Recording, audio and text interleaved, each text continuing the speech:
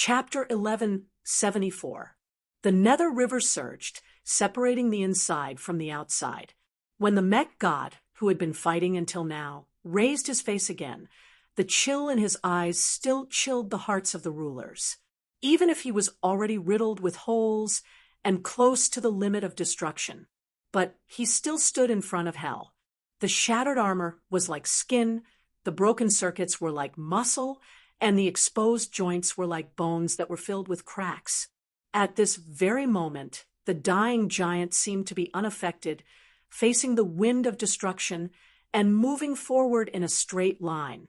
The storm of the sea of thunder and the sea of blood of the fallen kingdom could not bury him. The will of the ascended was attached to the dead metal, and the giant god of steel that was already on the verge of collapse began to move again. The sword of judgment surged with flames and roared, tearing apart the giant monster that crawled in the shadow realm. It was like tearing apart a thin piece of paper. Weren't you all still very passionate just now, everyone? Why are you all in such a hurry? In the rain of blood, Osiris laughed hoarsely and invited the enemies. Don't be in such a hurry. We have just begun. And so, the broken star burned and charged towards the abyss once again. Right behind him, the turbulent torrents of the nether river cut off all paths of escape, leaving only one option for his opponents. The war is not over. With this surging death as the boundary, we will not rest until we are dead.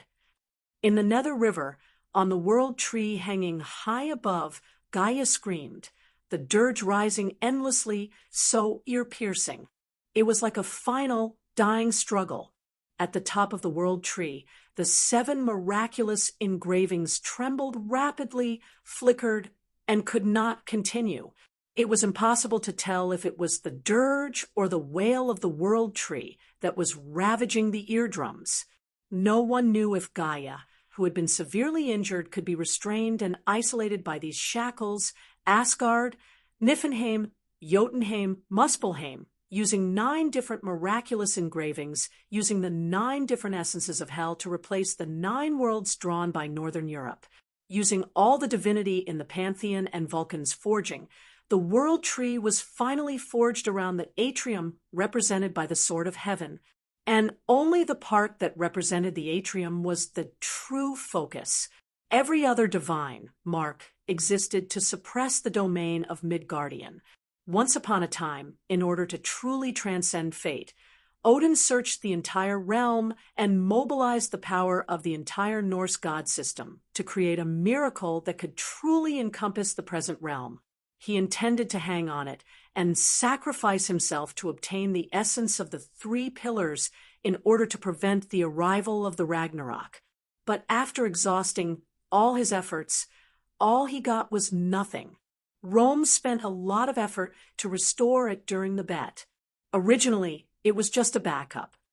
If the Great Conclave could not be established, it would be used as a backup. But now, if there was anything on the chessboard that could stop Gaia, it was probably the only thing. However, would it really work? Mars stared at the giant steel tree that was trembling violently in the distance. His eyes widened. He didn't even want to blink for a second. After exhausting the reserves and power of the Pantheon, he only had the strength to support his body. Other than waiting, the only thing he could do was pray. But praying wouldn't work.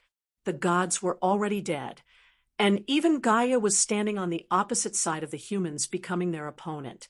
There was nothing left to protect them anymore. They had to stand in front of others to protect the only world they had left, until one day the flood of destruction would drown them. Before that, he could only support his spear and wait for the result to come. The cracking sound echoed between heaven and earth. At every moment, countless roots were growing out.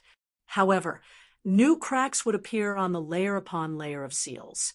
The swords that were wedged into Gaia trembled violently, twisted by Gaia's struggle, and bounced off. Terrifying heat spewed out from the cracks, burning the face of Nangong, Matriarch Black. The old face no longer had the ferocity and cruelty of the goddess of vengeance, nor the solemnity and nobility of a Buddha, but under the countless scars, only a pair of eyes still surged with radiance. I offer this broken body to the master of glass. The old woman shouted hoarsely. She reached out and grasped the copper rod that Hanuman had transformed into. She poured out blood. Mighty Holy Spirit, bear witness to me.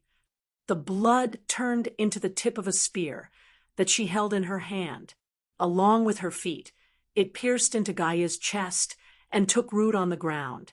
The living miracle was sucking her blood and soul, revealing its last radiance and suppressing the intense tremors from the world tree. Pa! There was a soft sound. Nangong matriarch's face froze for a moment, and cracks appeared as she turned her head in a daze. Above Gaia's face, a thin crack suddenly appeared on the layers of steel roots, extending to both sides, growing and spreading. The cruel scales still didn't favor their existence. Even if they turned everything they had into chips and sacrificed it, they still couldn't compare to Gaia's weight.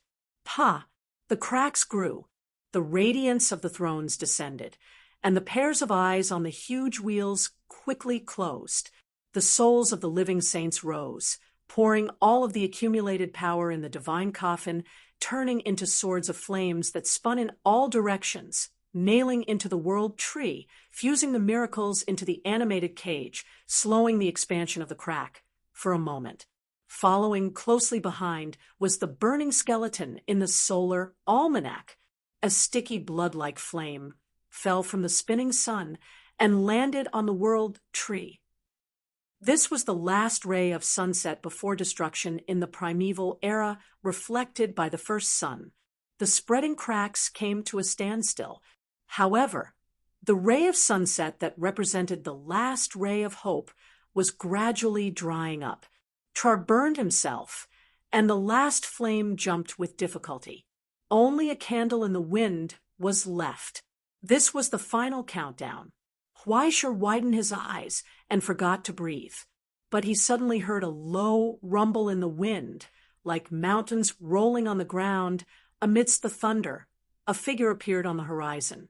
Quafu, the towering and huge giant, was running wildly. Burning, he swung his arms and galloped toward the world tree as if he was soaring. Wherever he went, only the sound of Barba-like laughter reverberated. Behind him, as the chains dragged, the palace that was covered in cracks surged with flames. That was the fragment of the last miracle created by the Eastern Xia lineage, all the power left behind by the Qing Emperor. Fusang, that idiot, in the life-sustaining cabin of the sacred coffin fortress. The Qing Emperor under the oxygen mask could almost imagine Quafu's unrestrained appearance now, and couldn't help but sigh. Was he too old? Could he not understand the vitality of young people? No, even if the world was destroyed in front of him, that kind of idiot shouldn't feel afraid, right? Was this a flaw or a merit? It was really hard to tell. He only hoped that he could make it in time. He had to make it in time. Now, under everyone's gaze, Quafu ran wildly again.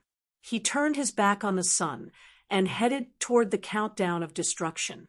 He mustered all his last strength. His shouts and roars abruptly tugged at the chains on his shoulders that were about to be embedded into his bones, causing the damaged palace to suddenly rise into the air. As he waved his arms, it spun and flew towards the world tree between the heavens and the earth. Go! Just like that, dragging Quafu, who had lost his strength, the remains of Fusang soared freely in the wind.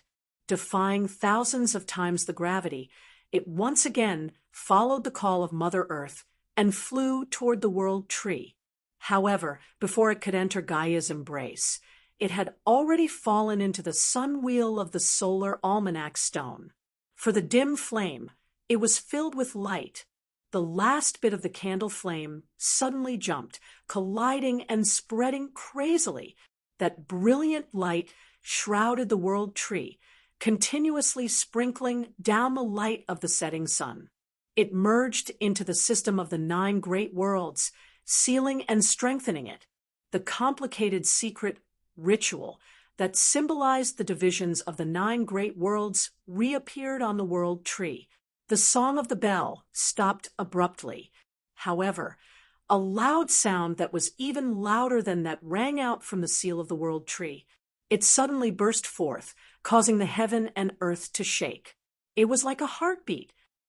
A huge amount of blood spewed out from behind the cracks, fertilizing the barren world and forming a scarlet ocean. And under those rapidly closing cracks, there was actually a flesh arm that looked like a human that suddenly pierced out. Then there was a second one. It was like a dying beast that had drilled out of its cicada slough, shedding its dead skin. This was no longer a degree that could be described as a gecko cutting off its tail. Instead, it was like the organs were first separated from the body before the main body was completely withered. It made everyone feel a chill that went deep into their bones. Even if it had to give up most of its body and strength, Gaia did not hesitate to forcefully escape from the rapidly closing shackles, but right in front of the crack, what awaited it was only a cold light that was like a sword blade. You want to escape so easily? It's not that simple. On the pitch-black hull, a solemn iron light reappeared. A high-pitched cry that was like a whistle burst out along with the spurting of flames. Notify the entire ship. On the bridge of the Nautilus, the navigator of the kingdom of heaven raised his hand and pointed forward. Raise the flag, adjust the course, and activate all engine units.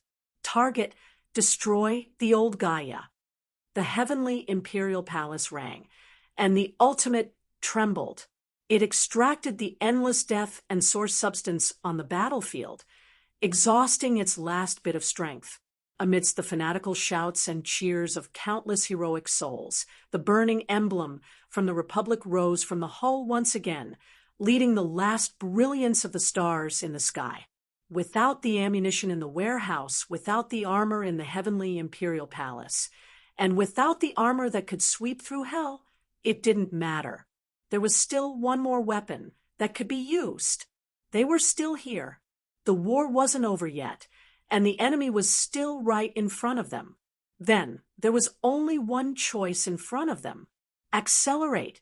Accelerate again. A ferocious outline appeared from the ultimate and enveloped the hull. Amidst the surging tide, the hatred of the past turned into a sharp blade, using the entire battleship as a javelin that was thrown at the elements of destruction. It broke through the restraints of the atmosphere and gravity, ignoring Gaia's sorrowful cries and anger, and moved forward. Crash. Chapter 1175. In the world of darkness, a fire lit up. The steel star fell from the sky, penetrating the atmosphere and breaking through the darkness. It burned and turned into a sharp blade that pierced the world, breaking the silence and sprinkling burning fire in the darkness. It illuminated the eyes that were shrouded in darkness once again, singing the melody of the past, continuing the mission of the past, following the will of this struggle to the end. Nautilus sang mightily, spreading waves. Wherever it passed, it gathered all the rebellious rhythms into it, playing the symphony of killing Gaia. Towards the steel tree between heaven and earth, towards Gaia that wanted to escape from its cage. Nautilus roared out. Behind the crack, an ear-piercing hiss rose. 2 palms stained with blood forcefully opened the crack, and from within, a slender arm stretched out and spread its 5 fingers towards Nautilus. Reject, reject, reject, reject. It was like a silent cry. Go away. Mother of all things, Gaia that gave birth to countless living beings, actually resisted the return of its children for the first time in history. It wanted to shut out this return and its own destruction.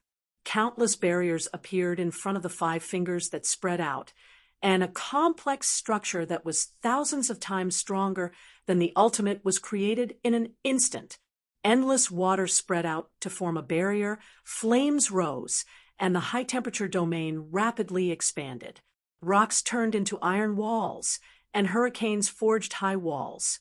The four elements of ancient Greece were instantly established at this moment, forming a pure framework that was not inferior to any creator. No, even the framework of the creator was just a clumsy imitation of Mother Earth's authority. Now, when the four elements merged from the center, a dazzling golden light rose from it. Suspended matter, ether, or living soil, or manna, or the origin of all things. This was the primordial substance that could give birth to all life and death in the world. Now, the last strand of membrane that gave birth to all things formed a barrier erected between heaven and earth, just to block the iron light that descended from the sky. But Nautilus did not stop at all. Forward, forward, forward. On the bridge, all the operators were shouting hoarsely. In the blazing air of the wheel cabin, in front of the screen in the corridor, in the empty weapons warehouse, there were middle-aged people cheering with wine bottles raised high, young people shouting, and even old people who stood with their hands behind their backs, waiting quietly in the corner. Everyone clenched their fists. They didn't care about the impending destruction. Instead, they widened their eyes and stared at their enemies. Accelerate! They were still accelerating towards the enemy, towards his own destruction. In the blink of an eye, the burning Nautilus had crossed the long gap between heaven and earth, pierced through the darkness, and pierced into the domain filled with high heat. It pierced through the hurricane, crushed the water, and destroyed the iron wall that was not worth mentioning. Then it brazenly crashed into the wall of ether. The resounding roar engulfed the entire world. The sudden rise of the flames lit up the night sky once again. In the dazzling light, countless sparks flew. Intense tremors swept through the entire Nautilus, and for a moment, the sound of explosions rang out incessantly. Under the shattered sinkhole armor, flames rose and spewed out. The dragon bones wailed and twisted. However, at the tail of the battleship, the gushing flames did not extinguish. Instead, they grew even more intense. Within Nemo's engine, the sound of waves roared as it swallowed and spat out large amounts of origin substance, pushing its speed to an unimaginable peak. On the wall of ether, a tiny crack quietly appeared. In the shackles of the world tree, the raised palm trembled violently. Cracks appeared between its 5 fingers, and wisps of blood seeped out. It did its best to maintain the integrity of the ether barrier. It did not allow the last straw that broke the camel's back to fall. In the bridge, amidst the ear-piercing alarm, Weisher raised his head from the broken instrument. Blood gushed out of his mouth and nose, and he coughed violently. It's just going home. There's no need to hate me so much, right?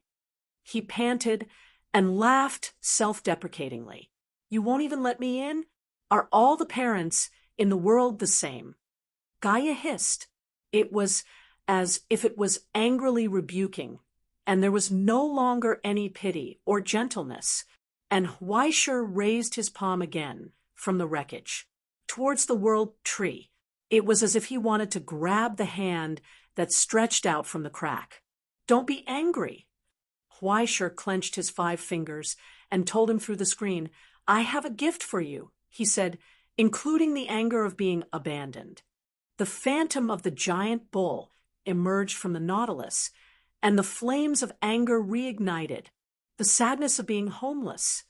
A pitch-black python slithered out from the ultimate and coiled around the warship, hissing silently.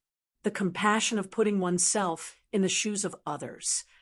The outline of the white deer walked out of the void, stepping on countless rapidly growing plants and flowers, and looked back. The virtue of survival. The horse neighed, and a bright and solemn glow descended. The pain of struggling alone. In the lower cabin, Bichimos propped up its body again, devouring all the power of hell, and adding all the impact to the Nautilus. The resentment of the cold world. The crows hissed and countless iron lights emerged from the darkness. The spreading blood red adhered to the warship, causing the huge warship to grow again. Finally, there's my own choice, my family, and my duty. The sea surged, and the sound of the tide reverberated. In the Nemo engine, Afang's giant whale stirred up huge waves, placing endless mass on the warship that had turned into a sharp blade. "This is all that I have." Huaishur stared at the element of destruction in front of him and said, "Now, please accept my humble gift." At that moment, the warship shrouded in dazzling flames boldly charged forward. Amidst the sonorous singing, it nailed into the wall of ether, piercing through the last obstacle in front of it, spurting out endless flames. It pierced down towards the world tree bit by bit. Squeak, squeak. In the ear-piercing sound, there seemed to be some words echoing. It was difficult to distinguish, and it was impossible to hear clearly. But no one would care about that anymore. At that moment, right in front of Gaia's palm, only the roar from the Nautilus reverberated throughout the entire world. Countless cracks rapidly spread on the wall of ether, until finally it collapsed with a loud crash. It brazenly pierced through the last obstacle and moved forward. The warship that had placed all its power collided with the palm. It caused the raised palm to quickly distort, and the 5 fingers shattered. Amidst the shrill cries, Gaia stubbornly withstood the last of its power, in a stalemate with the destruction that was close at hand, futilely delaying the time limit for the last weight to fall. But at that moment, Huaishur fell into a trance for no reason. The operation of his thoughts seemed to have paused for a moment. The sound of birds chirping rang in his ears. It was so far away. It was so clear. He couldn't help but turn his head and look behind him. At the end of the earth, there was a ray of light flying over. No, there was no ray of light. That was just an illusion that he had created himself. His soul told him that something was appearing, something that couldn't be observed with the naked eye was happening. Someone seemed to be walking past him slowly. The moment they brushed past each other, they stopped and patted him on the shoulder. They were full of gratitude. They conveyed the last farewell. "Thank you, Huaishur." A familiar voice echoed in his soul. The illusory light that didn't exist, the free birds, and even the wind of some huge object passing by him were the real things that hit him in the face.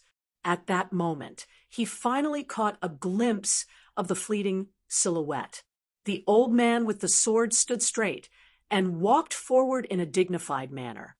His messy white hair fluttered in the wind. It was like a rising flame.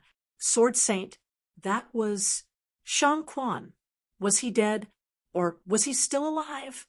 At that moment, he drew his sword towards Gaia and Shang Quan. A long time ago, after the heretic king smashed Shang Quan's head with a punch, he turned around and left indifferently.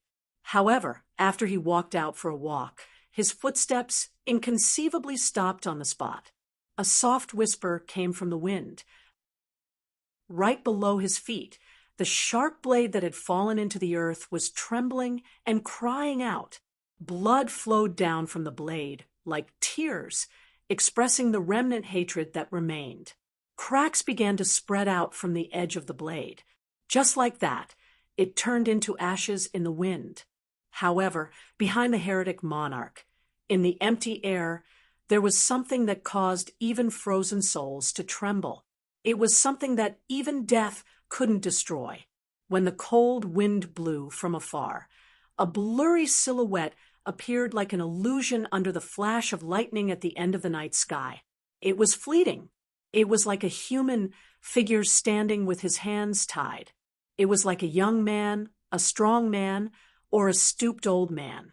The remnant in the wind kept changing. Only the pair of clear eyes didn't waver or haze. It wasn't a ghost, and it didn't have any source substance. It was just a pure obsession. However, when the bubble-like remnant raised its head and looked forward, the heretic monarch felt a chill run down his spine. Is this the so-called Sword Saint Mastery? The heretic king focused on the opponent in front of him and was full of surprise. It's really eye-opening. It could actually continue to exist after its body and soul were destroyed. But what was left behind? It was hard to understand. Even in the abyss and countless hells, he had never seen such a strange scene. How could such an unreasonable thing exist in this world? At this moment, there was only a bubble of nothingness in front of him. It was no different from an illusion, but it brought about a substantial pressure. It was even stronger than when it was alive. The bubble was growing rapidly. It gradually solidified. It was as if it was recasting itself. It collected the death and destruction that drifted in the fragment. The more death and destruction it absorbed, the clearer the ethereal illusion became. But the heretic king didn't do anything. He didn't interfere. He just waited until the sword saint woke up again. He looked in front of him and was full of doubts. You didn't stop me, Senior. Why should I? The heretic king sat cross-legged on the ground and pressed his hands on his knees. His turbid eyes were filled with ecstasy and anticipation. I want to fight with you, but I've already lost. Shang Quan smiled freely. You couldn't win when you were alive, but after you died, it will be different. You won, Senior. You fought with me fair and square and won. Or do you think that it will be different now? The heretic king was stunned. He looked at everything in front of him and seemed to have realized something. Disappointment, regret, frustration, and anger gradually flashed in his eyes. How could such precious results be wasted in such a wasteful manner? Why are you so stubborn? The heretic king scolded angrily. You are different, Shang Quan. You should understand, from the moment you held the sword, no, from the moment you were born, long before you cried, long before your first consciousness sprouted from your mother's womb, you should have understood. You are different from those living things who only care about personal gain. You have talent. You are like me. You still have a chance, Shang Quan. The heretic king invited for the last time. Come to me. You can obtain eternal life, just like me. You will have endless time. Shang Quan didn't say anything. He just remained silent and looked at the vast war between heaven and earth in the distance. After a long time, suddenly he asked, So what if I obtain eternal life? He stretched out his hand and pointed at the war that dominated the direction of this world. He looked at the flames of Calamity Mother, Osiris's intense light, Fusang's final sacrifice, and Nautilus's falling figure like a star. It was as if he had used all his strength to climb to the top of the mountain and looked at the endless world in the distance. He didn't know whether he should be satisfied or frustrated. Chapter 1176. Look, Senior, the human world is so vast, Shang Quan murmured softly. A martial artist like me is so insignificant. Compared to the truly important things, he was so insignificant that he was like a speck of dust. Life was short. From the moment he realized that he was growing old, he had been in pain. He struggled with all his might in every nightmare. When he opened his eyes, he could not help but want to cry. Power, material, wealth, class, status, fame, there were too many precious things. This world was too vast, so vast that it made people despair. He had tried his best to live his life, not wasting a single moment of his days and nights. He had climbed up the ladder with hope and ambition in his heart. But no matter how much he had achieved, no matter how high his position was, he was still just a drop in the ocean. A person's life was a small life. He was born from crying, grew from pain, weakened by time, and finally died. The beginning of everything was closely followed by the end of everything. It was so fast that no one could react. Good wine and beautiful women, happiness and joy, fulfillment and peace, they were all too little. Like morning dew, when the tip of his tongue tasted that wisp of fragrance, it had already turned into bubbles. What followed was anger, greed, and hatred for why he could not live forever, and fear. Death was close at hand, and time waited for no man. He did not want to die. He did not want to die. He could not die. He used all his strength to hold the sword, used all his heart to struggle, wanted to maintain his life's foundation, wanted to repay the kindness of the late emperor, wanted to make that shameless barbarian retreat. When he came back to his senses, everything was already over. But none of this had anything to do with him. His life's creation and true greatness were just dust. The late emperor's kindness had already dissipated with the wind along with time. Even that barbarian had already committed suicide and was trapped in a cage. And he, from the beginning to the end, seemed like he was just waiting. He actually did nothing? How shameful! He found so many dignified excuses and reasons, used all his thoughts to deceive himself, but in the end, he realized that at most, he was just struggling at death's door. Even if he was given eternal life, would there be any difference? It was just a waste of time. Like ghouls, they enjoyed the sacrifices of their children and juniors, lingering there with a clear conscience until one day, even they forgot what they looked like.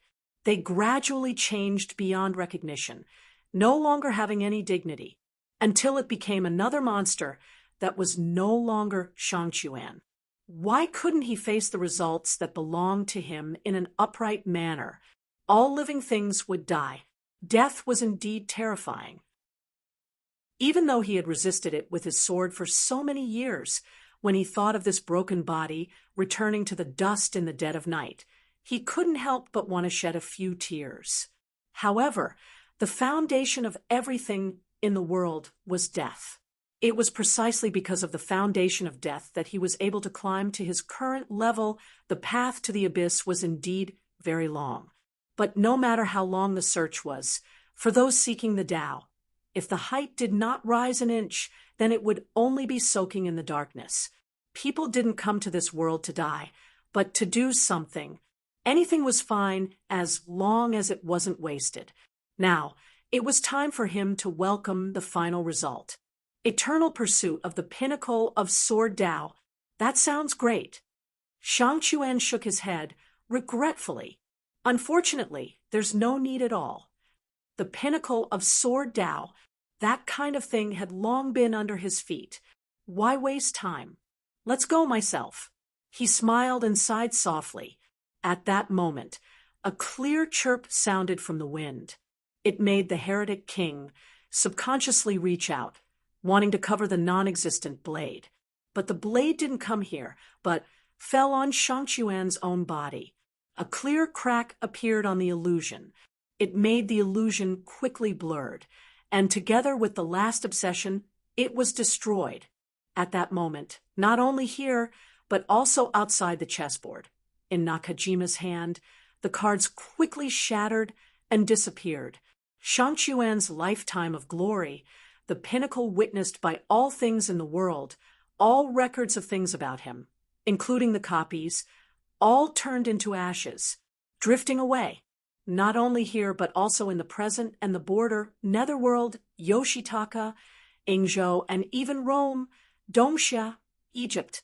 All the memories of Shangchuan quickly blurred and turned yellow, and all the records on the pages disappeared without a trace. In their place were other complicated and wonderful stories. Other than a few people who still had evidence of his existence, only the last dojo and the gentle hug he gave to his granddaughter were left. Just like that, he quietly said goodbye to everything. Finally, he nodded to the heretic king. "Farewell, senior." The high-spirited swordsman smiled freely and looked forward. Death is really terrible. He said, "I'm going to die." At that moment, his end, his death, turned into a path of darkness and appeared under his feet. Just like that, he stepped forward and walked proudly toward his end, passing through the broken battlefield, passing through countless other deaths, and finally brushing past Huaishur. He finally reached the end of the path. In the eternal darkness, a solemn outline faintly appeared. As if it had been waiting for a long time, it nodded slightly at him. Perhaps this was death. For the last time, it raised an invisible scale towards him. Sorry for making you wait. Shang Chuan smiled and put his life as light as a feather into it. Then, from the other end, he received the sword that had been given to him. In his hand, the sword that he had exchanged for with his life hummed silently. Like a flame, it conveyed his loneliness and anticipation. Why ask for external things? Go to the spring? In this long and torturous life, you have always been accompanied by the sword. This is the final outcome, the result of your life. This is yourself. The moment he realized this truth, Shang Chuan could not help but rejoice in this wonderful understanding and arrangement. He cheered for the gift of fate. To think that I've wasted so much time in vain. So my entire life actually existed for this moment. He was not depressed, nor was he regretful.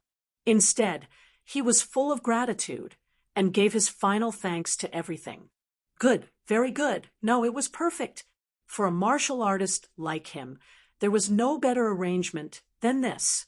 Then please bear witness to me, death. At that moment, Shang Chuan laughed loudly, drew his sword, and slashed at the void in front of him.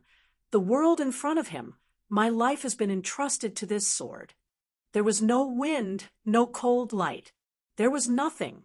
The illusory sword slashed down from this domain that was difficult to distinguish between reality and illusion.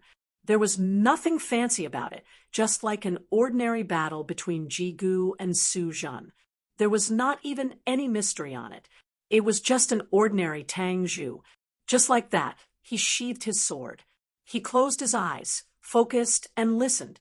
He heard the birds flying away in the wind, the stars shining in the night sky, and the wind blowing from afar. He seemed to hear a familiar song.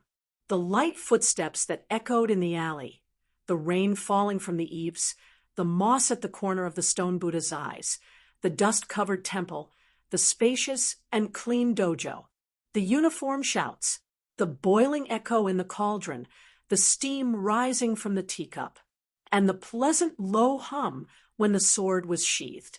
The distant past, the achievements that he had given his life for, that bright and beautiful world, and the countless victories that he had engraved in his heart, everything seemed to be gradually fading away. Only a clear sound echoed in his ears. When the wind that came from nowhere swept across the battlefield, when Huaishur woke up from his momentary trance, he heard the vast, low hum that echoed between heaven and earth. The palm that blocked in front of Nautilus suddenly stopped and was crushed into meat paste under the impact of the battleship. The battleship that had turned into a sharp blade went straight forward, spewing flames. It pierced into the crack. It completely nailed Gaia in the darkness. Just above the sky, under the suppression of the world tree, a slash mark slowly appeared on the solemn and shining halo of rebirth above Gaia's head. The god's wedge that reconstructed the authority of Mother Earth and allowed the element of destruction to be reborn welcomed its destruction just like that. This was the final gift that the Sword Saint left for the mortal world. It had accompanied death for a long time, experienced countless battles and destruction, witnessed countless killings in the fragments, and at the end of death, once again climbed to an unprecedented level of swordsmanship. With this insignificant soul as a carrier, it finally touched the power of the essence of death. With its own death, it merged with the most ancient rule of the present realm. Finally, it used its own soul to cut off Gaia's soul. Mastery, all things will perish. And in the darkness, the sound of the blade gradually dissipated. Kamikaze closed his eyes in satisfaction and quietly listened to the last lingering sound disappear without a trace. He walked into the deepest part of the darkness and never looked back. Just like that, under the invitation of death, he embarked on a long journey. He originally thought that all of this would be so lonely, but in the endless darkness, lights lit up one after another, illuminating the path ahead for him. Those swordsmen who had passed away, those students that he had personally taught, held lanterns and candles in their hands, smiled, bowed, and offered their greetings to their teacher. "You've worked hard." Kamikaze was stunned. He scratched his face and looked at those familiar faces. Demoto, Suzuki, Sito, Oda, Sasaki. He was already an old man, but for some reason he suddenly felt shy. Even if it was difficult to distinguish between reality and illusion, he still wanted to cry for this reunion. "Everyone, I've waited for a long time." He bowed and gratefully returned the greeting. Just like that, they hugged, chatted, and laughed. Shoulder to shoulder, they walked on the long road, moving forward on the rugged road. It was as if they had crossed the mountains and passed through the wilderness. The beautiful journey was endless until finally the darkness disappeared without a trace. All the haze was gone. The brilliant sea surging with silver light illuminated his eyes. The sound of the tide echoed in his ears, and the waves spread over his feet. The world was brightly lit, the night sky was shining, and this endless sea of homecoming, it's so beautiful. He closed his eyes. This was the end of the Sword Saint. When the ring of rebirth that was full of cracks welcomed the fall, everything in the world seemed to have fallen into silence. Countless dazzling light fragments fell from the huge god's wedge, bringing the power of Gaia back to the world. Just as the Nautilus pierced through, the destruction element let out a final cry. It was like a whimper. Just like that, Gaia's elegy dissipated in its own destruction. However, at the last moment, the blurry face in the cage seemed to raise its head. Its dim eyes stared at the Nautilus that pierced through its heart. It was like it could see Weischer's face that was dyed red with blood. It was hard to tell whether that gaze was filled with hatred or pity. Only the illusionary side disappeared in the darkness. Under the seal of the world tree, Gaia's body completely disintegrated. The origin substance that had lost control, the power that had lost its life force, and even Gaia's slowly dissipating instincts turned into pure flames and spread. The unstoppable light and waves spread. If the origin of the world was a huge explosion, then the destruction of the world was the same. Along with the fall of Gaia, the power that had lost control welcomed the purest destruction. In the end, it formed a terrifying astronomical phenomenon. It covered everything. Everything that had been ravaged was swallowed by the current. The indiscriminate light and heat formed a destructive tide that covered all directions. Even at this moment, the chessboard in the hall started to tremble violently. It was unable to bear the huge power and broke free from all control and suppression. "It's now." In the Survival Institute, the dean picked up the walkie-talkie and calmly informed the other side, "Execute Plan C761. After the order was issued, what was obtained was to carry it out without any hesitation. In an instant, above the infinite depths, within the dark seal of hell, the scene suddenly glowed with a bright light. The second seal, Rainbow Bridge, was activated. The dazzling light was like a pillar, brazenly breaking through the seal of countless depths and extending into the abyss. After accumulating power for a long time, at this moment, it was fully activated. It swept past countless barriers and obstacles, penetrated all obstacles, and flew to the deepest part of hell towards the predetermined coordinates. It descended from the sky. In an instant, it anchored the fragment. It was like a hand holding the chessboard. The moment the dust settled, he attacked without hesitation, leaving no room for complications. He even threw the so-called etiquette and procedures to the back of his mind. It wanted to pull everything out of the abyss together with it. But everything came to an abrupt stop in an instant. On the other side of the chessboard, two fingers gently pinched together like a tug of war. It wrestled with the entire scene, causing the fragment to stop in place and not move at all. It's actually so impatient. It's quite the impatient style of the scene. On the throne, the Grand Lord laughed mockingly and suddenly asked, "But isn't it a little too early to say that it's over?" After all, he paused for a moment and looked down at the chessboard. The aftermath isn't over yet. Chapter 1177. The aftershock was spreading, just as the Grand Lord had said. The fragment was wailing and shaking. Between the two giants, it cracked, but remained stable. It was obviously the focus of the fight between the two sides, but strangely, it became a kind of stabilizing valve that kept the two sides from completely exploding. Once the chessboard was broken, the only thing left was a complete war.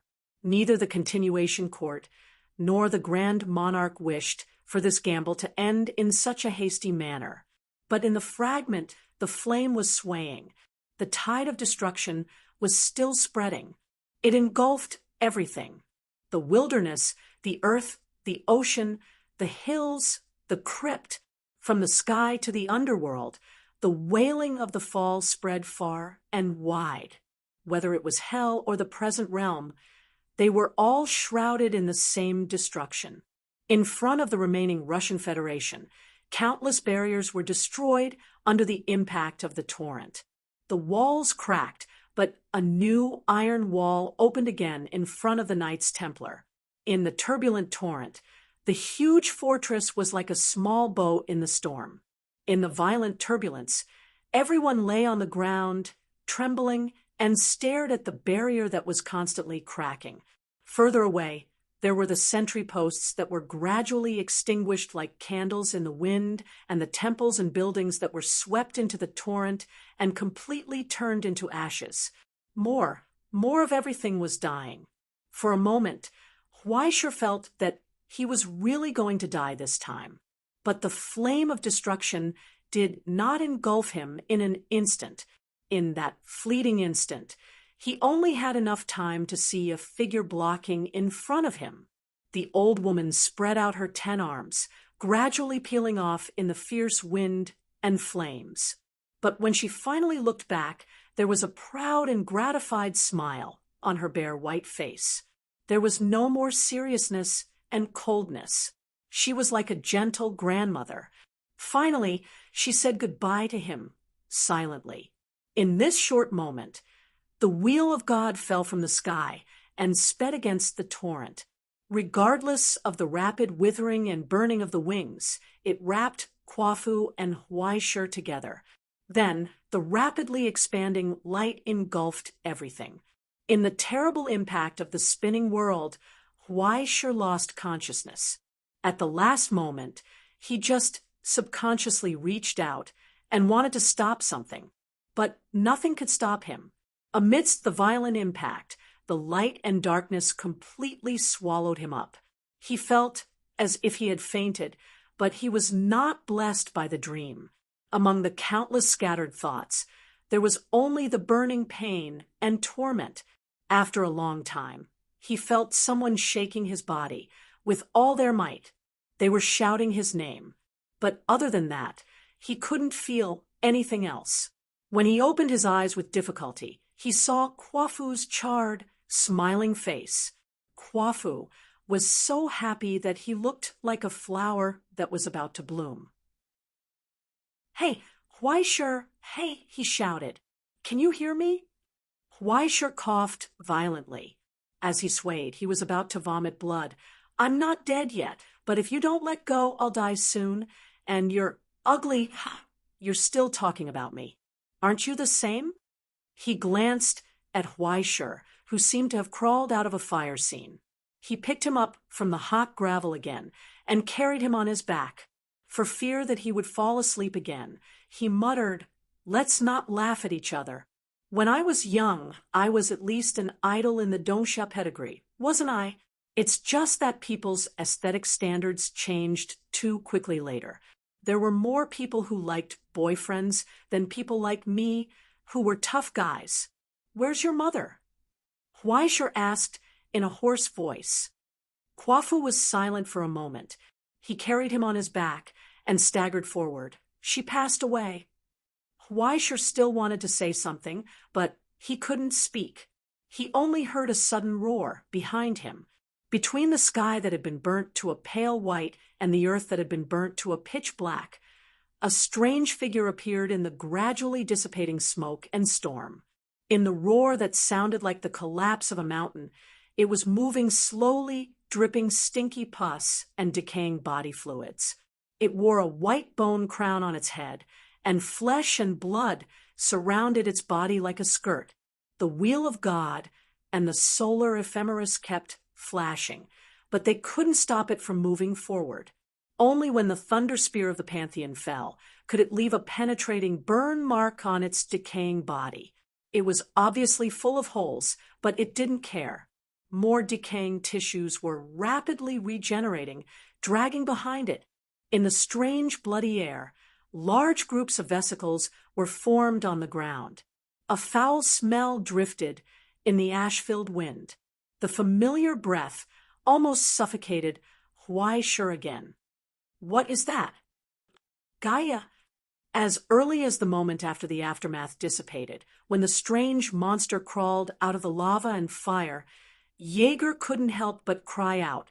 His 5 convulsing fingers had already squeezed the disposable paper cup in his hand into a ball. "Gaia is dead."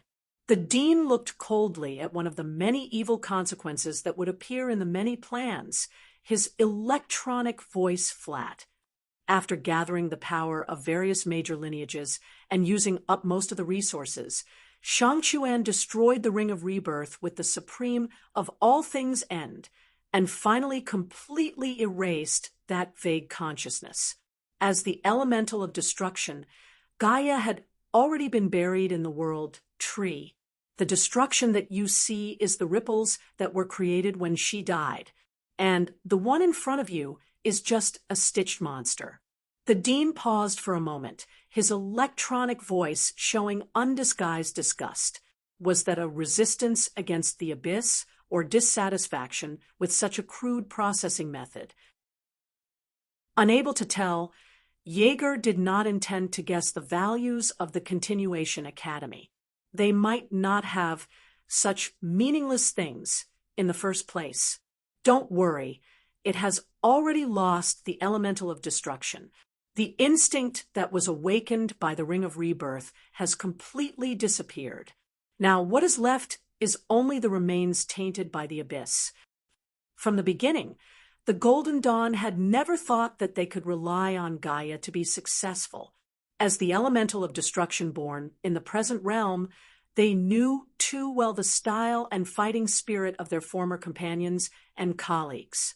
Even if Gaia was so huge and terrifying with only 10% of her state, she could not summon much of her former power and could only rely on instinct to deal with it, and there was still the possibility of defeat.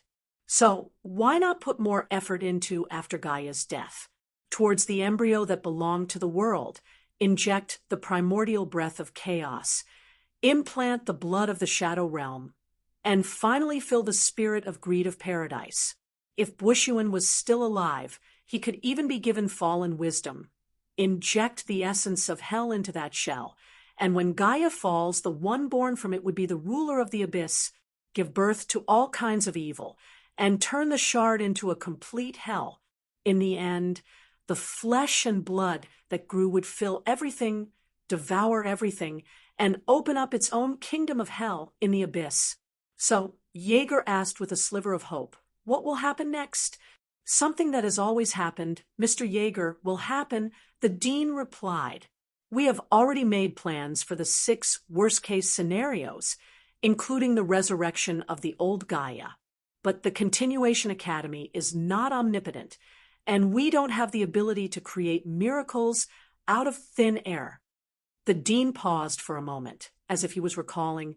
"Next, there is the possibility of continuation, Plan 1730, Omega's record, and the preparations for the two kings of hell. But all our strength has been used to fight against the old Gaia. After the World Tree, there is no material on the chessboard that can be used. Other than that, only the final decay sequence can be used. Decay sequence. Awaken the remains of the two elemental of destruction in the chessboard and combine them. Everything would be completely destroyed."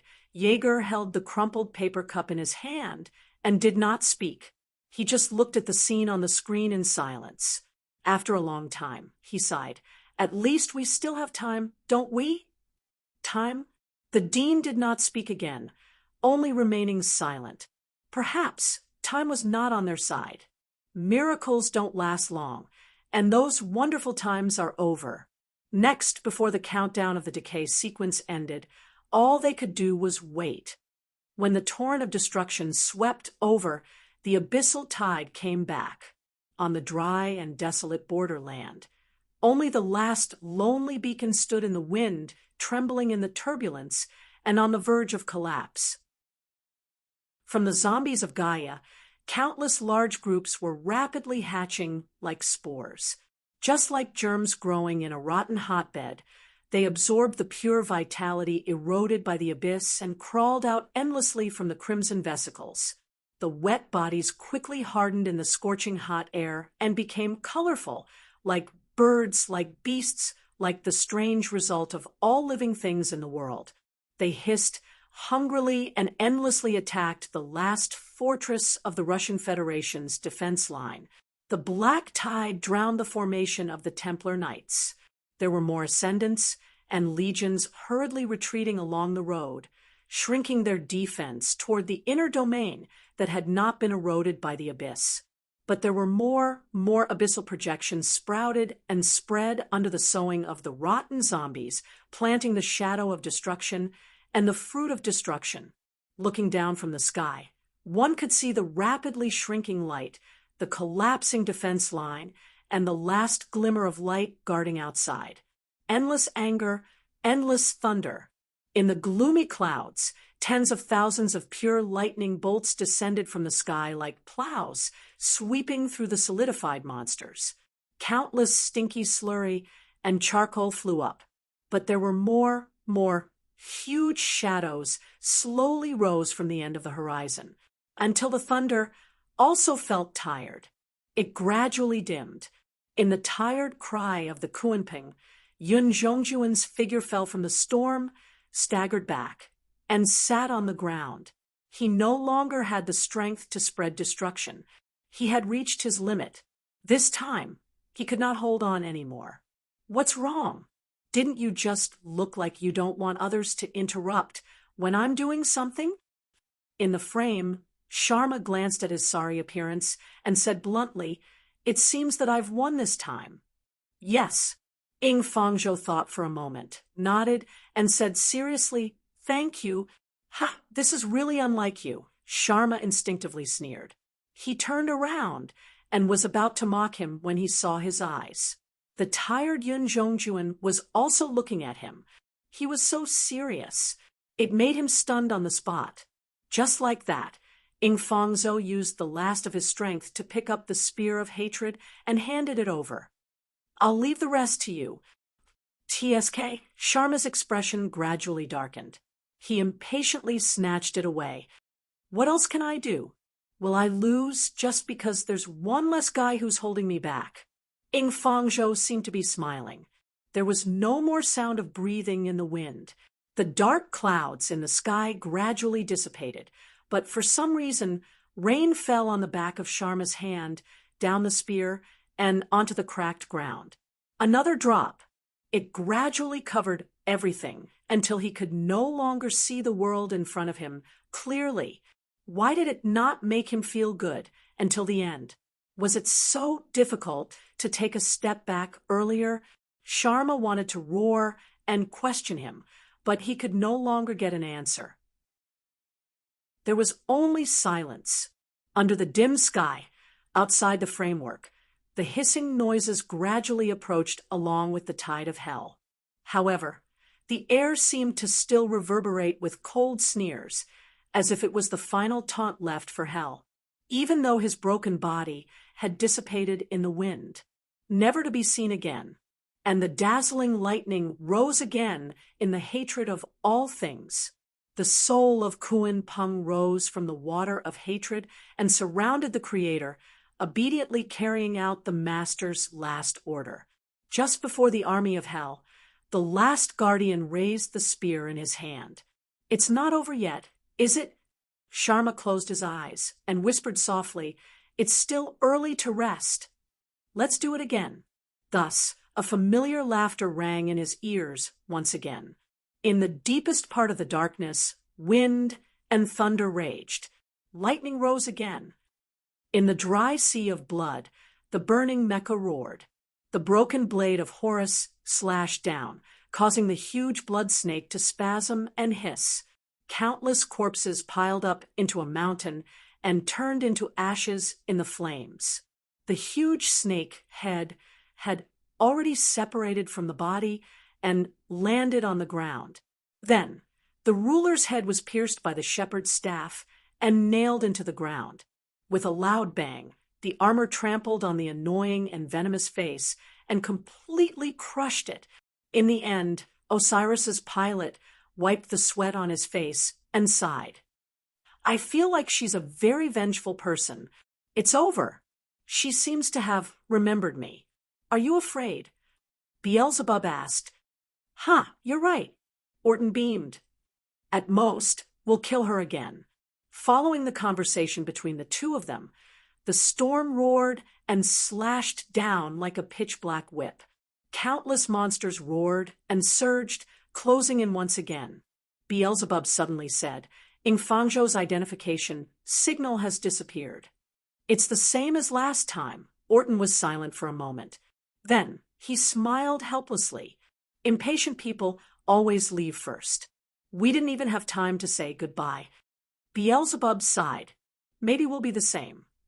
"Sounds like the last time?" Orton asked. When he asked this, Beelzebub understood the pilot's teasing and calmness. He could not help but laugh. Just like last time." Then, just like last time, it was just death. Those things could not knock them down. Before hell was burned to ashes, the giants of the underworld would not fall. As long as this mission existed, they would not turn back. The slaughter began once again, the battle between Osiris and hell. However, amidst the intense battle, amidst the alarms that kept ringing, Beelzebub seemed to be distracted. He paused for a moment, and then asked without warning, "What's the matter?" "Speaking of which, Orton, have you ever regretted it?" Regret? In the emergency vehicle, Orton glanced at the airspeed and asked in confusion, "Regret what?" "Just regret. Those things in the past," Beelzebub said. "If you didn't participate in the celestial genealogy, you could go back and be a holy name inheritor. You wouldn't have to be in such a bad relationship with your family. There's no need to waste your feelings on a bunch of idiots and feel sad for them. In the end, you wouldn't have to end up like that." In the short silence, Orton awkwardly froze. If you want to say it, a little. He shrugged helplessly. "But if that's the case, I wouldn't have met you, right?" Beelzebub was stunned and fell silent. Even the loss alarms dimmed. "I know what you want to say, Beelzebub." Orton could not help but laugh. While the world was spinning, he laughed hoarsely, his eyes sparkling. "If not, maybe I'll live well, but I'll definitely lose a lot. I'll lose many precious friends, and you'll definitely be one of them. So don't say those sad words." The burning mecha sped through the black tide and pierced through the giant monster's back. Its dim light wings spread open, and it stood high in the sky, overlooking everything. "Look, our war isn't over yet." Orton laughed loudly, not caring about the endless dust. "There are as many enemies as we want. There are more opponents waiting for us to defeat, more hell and abyss. Our story hasn't reached the point where it's about to be cut in half. You don't listen to others at all, do you? The AI chief sighed helplessly. Having a friend like you is really bad luck for 8 lifetimes. Yeah. Orton grinned proudly and pushed the control stick. Let's go, buddy. Click. The control stick did not respond. The cabin was locked, and all the alarms disappeared. Orton's smile froze on the spot. Beelzebub, he looked up and asked, "What are you doing?" "Doing what Lord of the Flies should do." Orton, the young man's projection, appeared on the screen in the cockpit. His face, which resembled Orton, had a bright smile as he shrugged. "The body has lost 72% of its fuel, and it's about to run out. Yeah, it looks like the pilot has lost his mind too. So, the emergency ejection program is about to start." "Hey!" Orton widened his eyes. He wanted to say something, but he saw the young man's tears on the screen. So sad, but so proud. "It's useless. The ejection program has started. You should go," Beelzebub said. "Leave the rest to me." The waves of the river Styx surged in the cabin and gradually covered the cockpit. The tunnel leading to the other side had opened.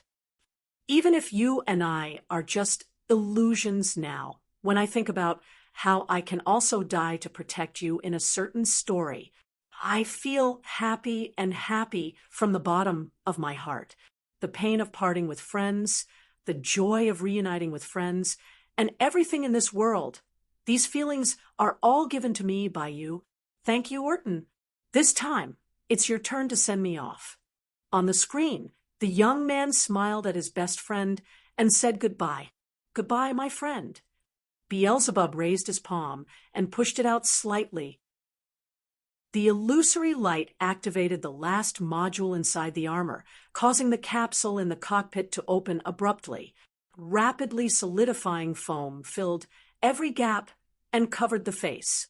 Just like that, propelled by the explosives, he flew out and disappeared into the waves of the river Styx, following the signal from the remaining outpost. Only his last whisper echoed in the empty cabin. "It's great that we can go on an adventure together." Just like that, the young man turned around. The last screen suddenly dimmed, but the pair of eyes on the damaged face in the armor lit up again. It was as if the flames in the furnace had been reactivated. Rebirth mechanism. Activate. Forward. Bring down judgment and fire until hell is burned to ashes. Key verification complete. Termination code. River Styx return. Countdown 010. 00. Endless heat surged out of the armor, pulling the last of the sticks and shrinking inwards. Amidst the endless scorching light wings, the broken Osiris opened his mouth and roared with steel.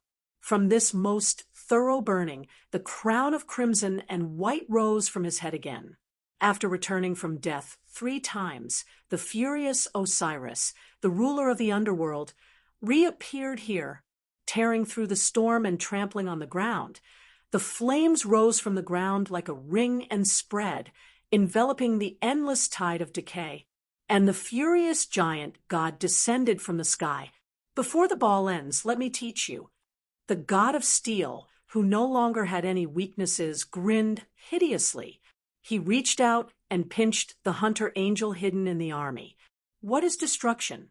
Boom. Destruction descended. In the distance, bursting light rose into the sky. The storm swept up the dust and spread on the barren land. Huaishur coughed violently and felt dizzy.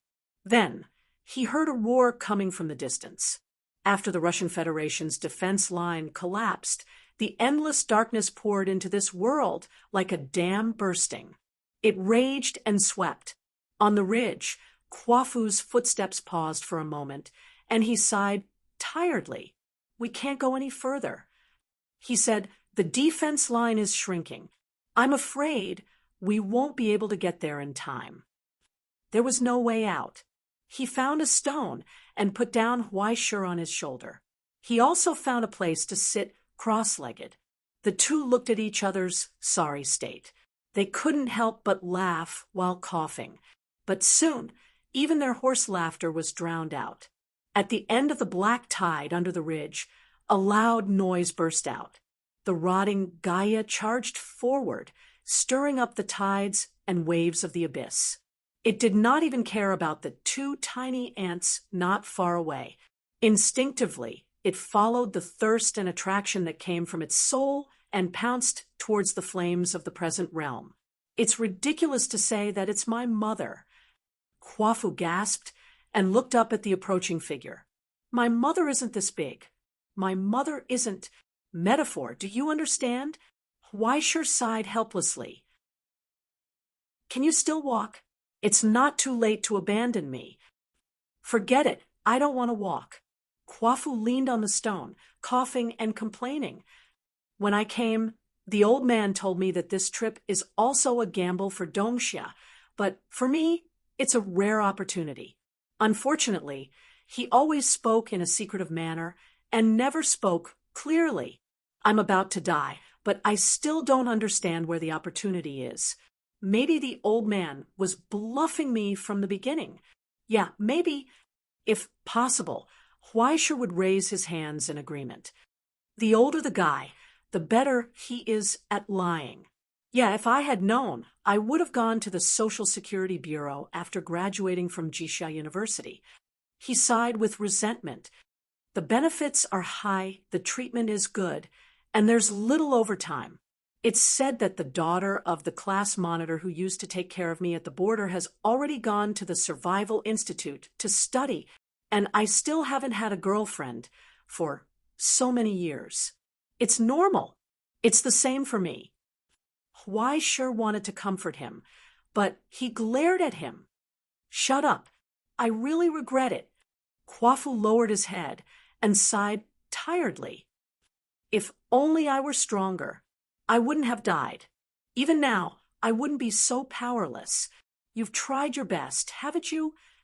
Huaishur said, but Kwafu didn't answer. He just shook his head. After a long time, he laughed softly. Utopia isn't the only one with a mission, Huaishur. Huaishur was speechless. I'd been thinking that if only I were a little smarter like Xiao Bai, who understood everything with a hint, I wouldn't be like this now. If only I could be a little more scheming like Red Dust, I wouldn't always say the wrong things and make people hate me. I could be like Diding, who has many friends, like Baizé, who is lucky, or like Little Fox, who is more scheming. Kwafu laughed self-deprecatingly. A brainless person like me always disappoints everyone, but everyone is still willing to take me along. This world is really incredible, but I can't help but think, why can't I be like them? I'm very jealous. Why, sure? Kwafu asked softly. Why can't I be like you? Like me, whose parents died early and who played the cello alone. Huaishur rolled his eyes and almost laughed out loud. Brother, it's a miracle that both parents are alive these days. Why are we still counting on bicycles? Besides, if you hadn't carried me so far, I would have died long ago, okay? It's not the same. Huaishur. Kwafu shook his head. It's not the same. You're at least a 5th stage master backed by Dongxia. It's ridiculous for you to envy me, a 4th stage tool man. Huaishur shook his head. Let's not think so much about peaches, okay? We're all the same, brother. There's no difference. Kwafu was stunned for a moment, looking at him, as if he suddenly thought of something incredible. He couldn't help but laugh.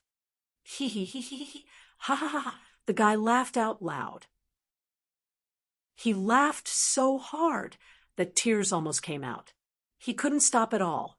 Hey, what's wrong with you? No, nothing. Kwafu grinned self-deprecatingly, feeling this absurd gift from fate.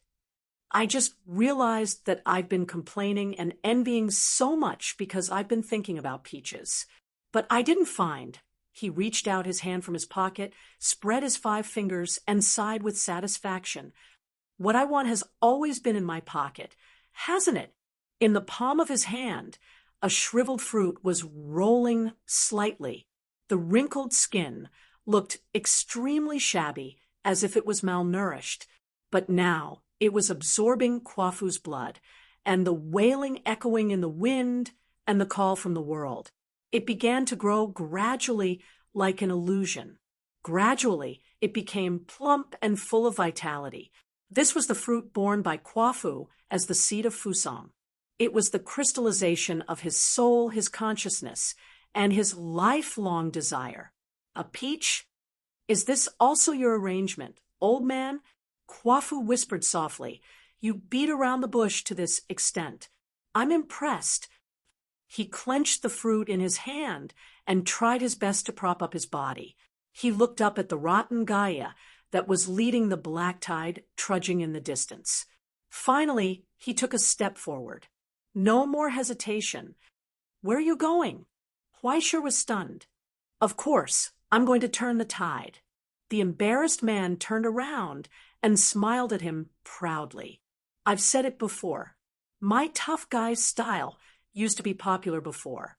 After waiting for so many years, it's time to go back to ancient times. Just like that, he said goodbye for the last time. Take care. Huaishir. I'm going to continue to fulfill my mission.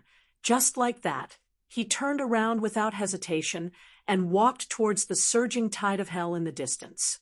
The endless enemies, the hissing monsters, and the huge rotten corpses that were rumbling forward. The wind was strong, and the abyss was dangerous, but in a trance, he seemed to have returned to the good old days. He walked onto the screen. It was as if he had finally become a hero. He wanted to become that kind of person. He had been thinking about it since he was a child. He wanted to become a warrior who turned the tide in front of the darkness, a monument that stood tall in front of evil, and a hero who would never frown in the face of pain. Just like the tough heroes in the movies. They were not afraid of pain. They trained their strength. Day after day, they lifted weights, squats, and marathons. They learned martial arts diligently. The wind and frost could not hurt them. More scars would make them stronger and stronger. But when he grew up, he found that the times had changed. The tough guys that he yearned for were no longer popular. He was the only one who wandered around in a daze, chasing after their disappearing traces. He was at a loss. What was the old man thinking when he stretched out his hand and invited him to join him? Now, he could not remember it at all. He only remembered that, at that time, his heart was surging. Do you want to come? Xian Niao said, we can protect this world together. Of course. Kwafu held the old man's hand tightly without thinking. His eyes were almost filled with tears. I've been waiting for this day for many years. Now, this day had finally arrived. Whether we live or die, it's up to you, old man.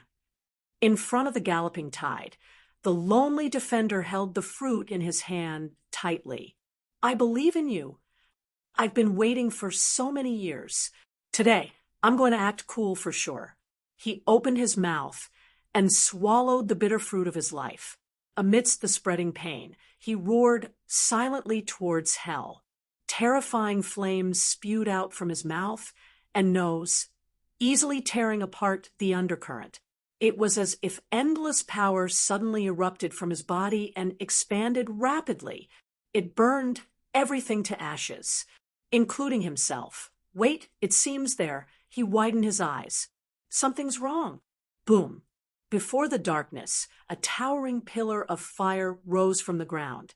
After completely burning him to ashes, it spread and scattered pale ashes all over the world. Kwafu disappeared without a trace. Did it fail? Xian Niao's movements froze.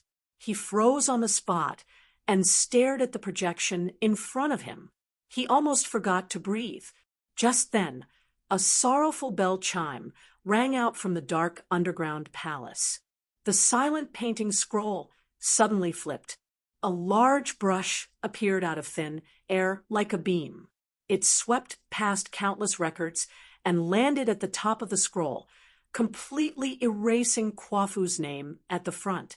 A person's death was like a lamp going out. This confirmation from the source code was quickly transmitted to Xian Niao's perception. The old man fell into the chair and no longer had the strength to support himself. It was difficult to breathe, but soon he felt that the white wolf hook in his sleeve was vibrating endlessly. A high-pitched chirp. It was as if he smelled the resonance from the present world. When Xian Niao opened the compass in his arms, he saw the needle spinning crazily, indicating the turmoil in the star field and the violent conflict between the various palaces. Even the turbulence of destiny. It was the destiny that was about to be reborn. In the gestation, it roared loudly at the mortal world, overlooking the dust. At that moment, in the chessboard, the pillar of fire that rose from the ground suddenly split. 8 different divine marks grew out of it like branches and leaves. They circled between the earth and the endless projection of the star field of destiny. Qian, Ken, Zhen, Zhan, Sun, Li, Kuan, Dui. The innate 8 trigrams repeated itself here. Endless gravitational force burst out from the vortex, turning into a tornado that engulfed the black tide.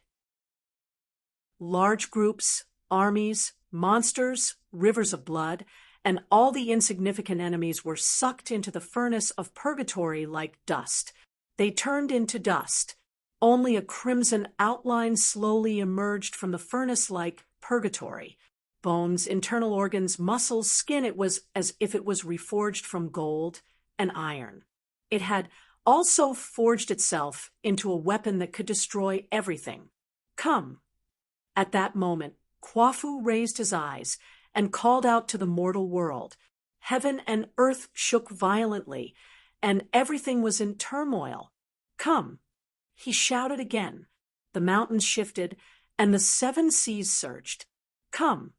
When the last call resounded through heaven and earth, in the deepest part of Jixia's underground palace, the dust-covered ancient bronze weapons suddenly trembled and cried out, sensing the call from fate.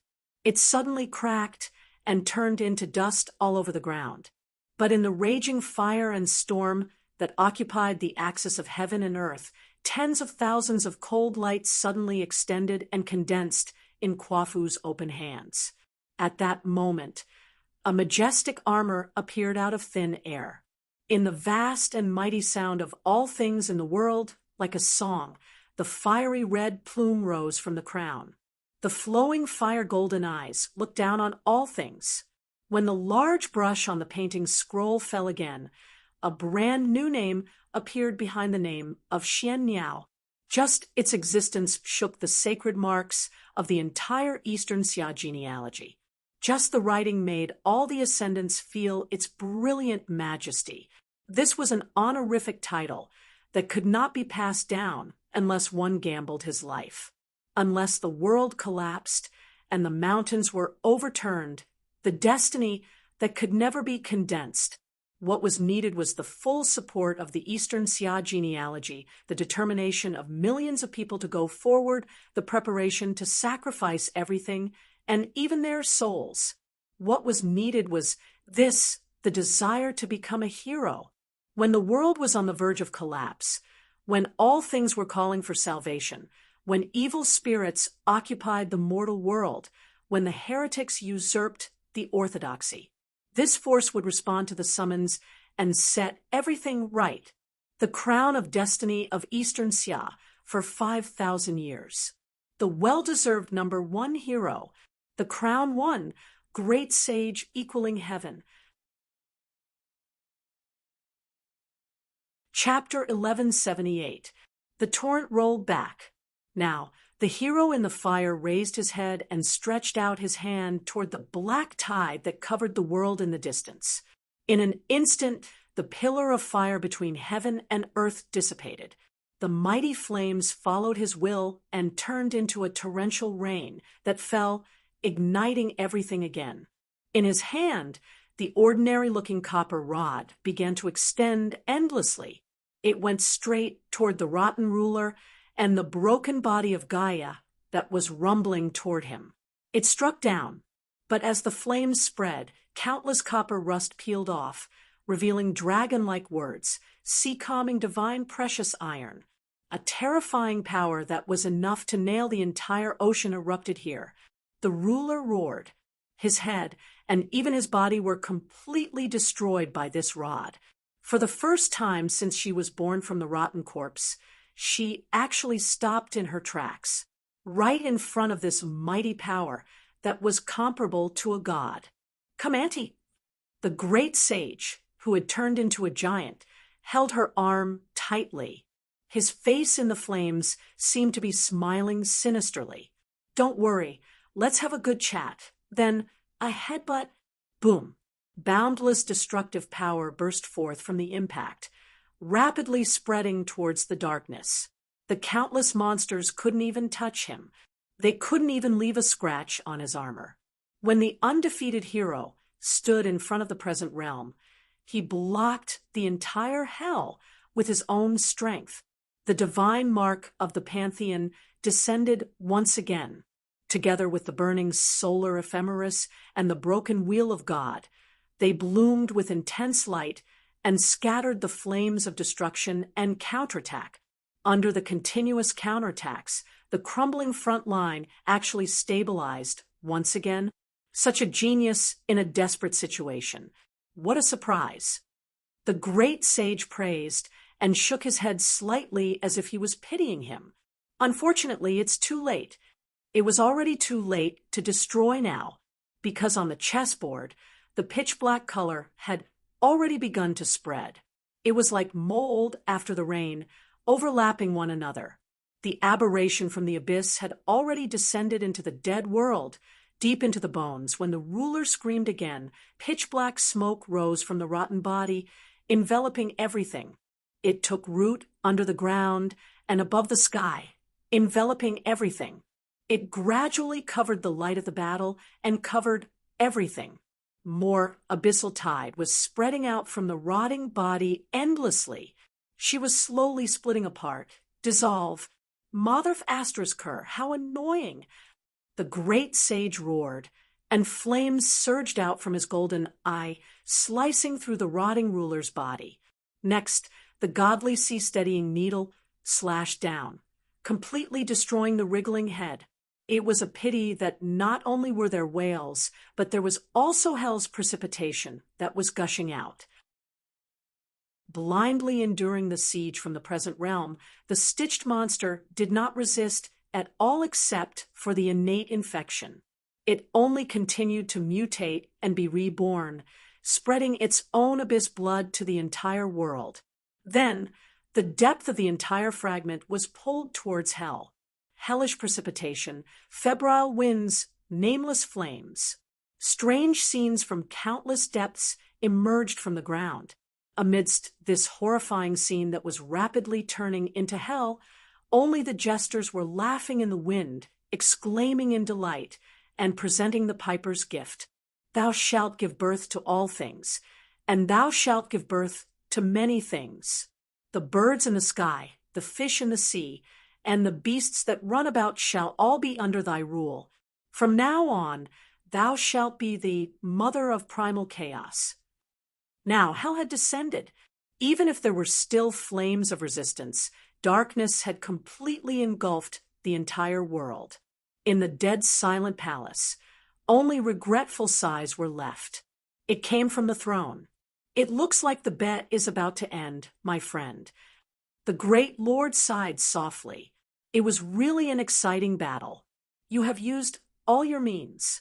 But even if victory is based on your deceit, from the beginning, our strength has never been equal. Now, what other cards do you have to reverse the situation?" The diplomat in the wheelchair did not speak. Silence. It was already difficult to breathe. A dark and gloomy aura emerged from the old man's body. It was as if there was a tangible darkness wrapped around his face. Gradually, his scarlet eyes trembled. Solidification had arrived. The sound of cracking rang out one after another, whether it was the surgery of the Survival Institute or the treasures of the various major lineages. They were all dissipating one after another, unable to be effective. Under Isaac's long sleeve, his wrist turned slightly, and a cold snort was heard from the throne. "It's time for you to stop deceiving yourself and others." "Pa!" In the low thunder, scarlet blood flowed from Isaac's mouth and nose. After becoming Kronos, this was the first time he felt that the undercurrent in the timeline was so violent that it almost tore his soul apart. Right in front of him, the huge chessboard had completely turned black. It broke free from the link of the Bifrost and fell inch by inch into the dark abyss. And as the depth of the fragment changed, more cracking sounds rang out from the surroundings of the present realm. Amidst the alarm that spread throughout the Directorate, the complex connections between countless borders began to rapidly disintegrate and collapse.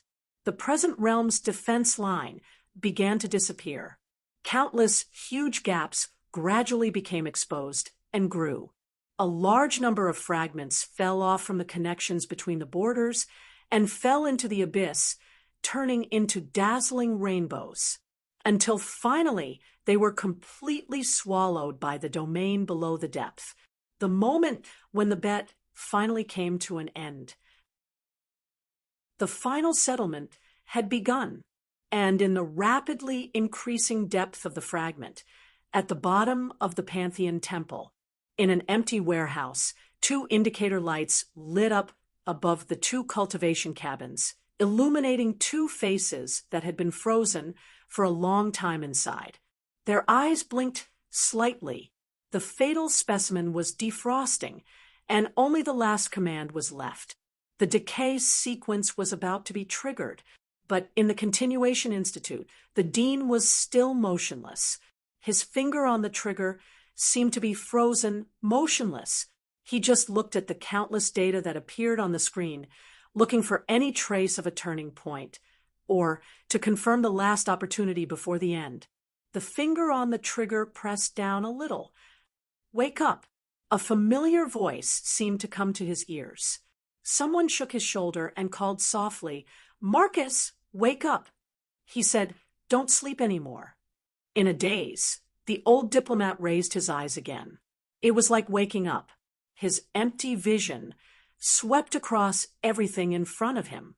He did not care about those unworthy disputes, crises, the abyss, and hell. He looked into the distance as if he could see figures that did not exist here. He saw those familiar, smiling faces. Under the gentle sunlight, they gathered under the ancient tree again, laughing with each other, just like in the past. Where am I?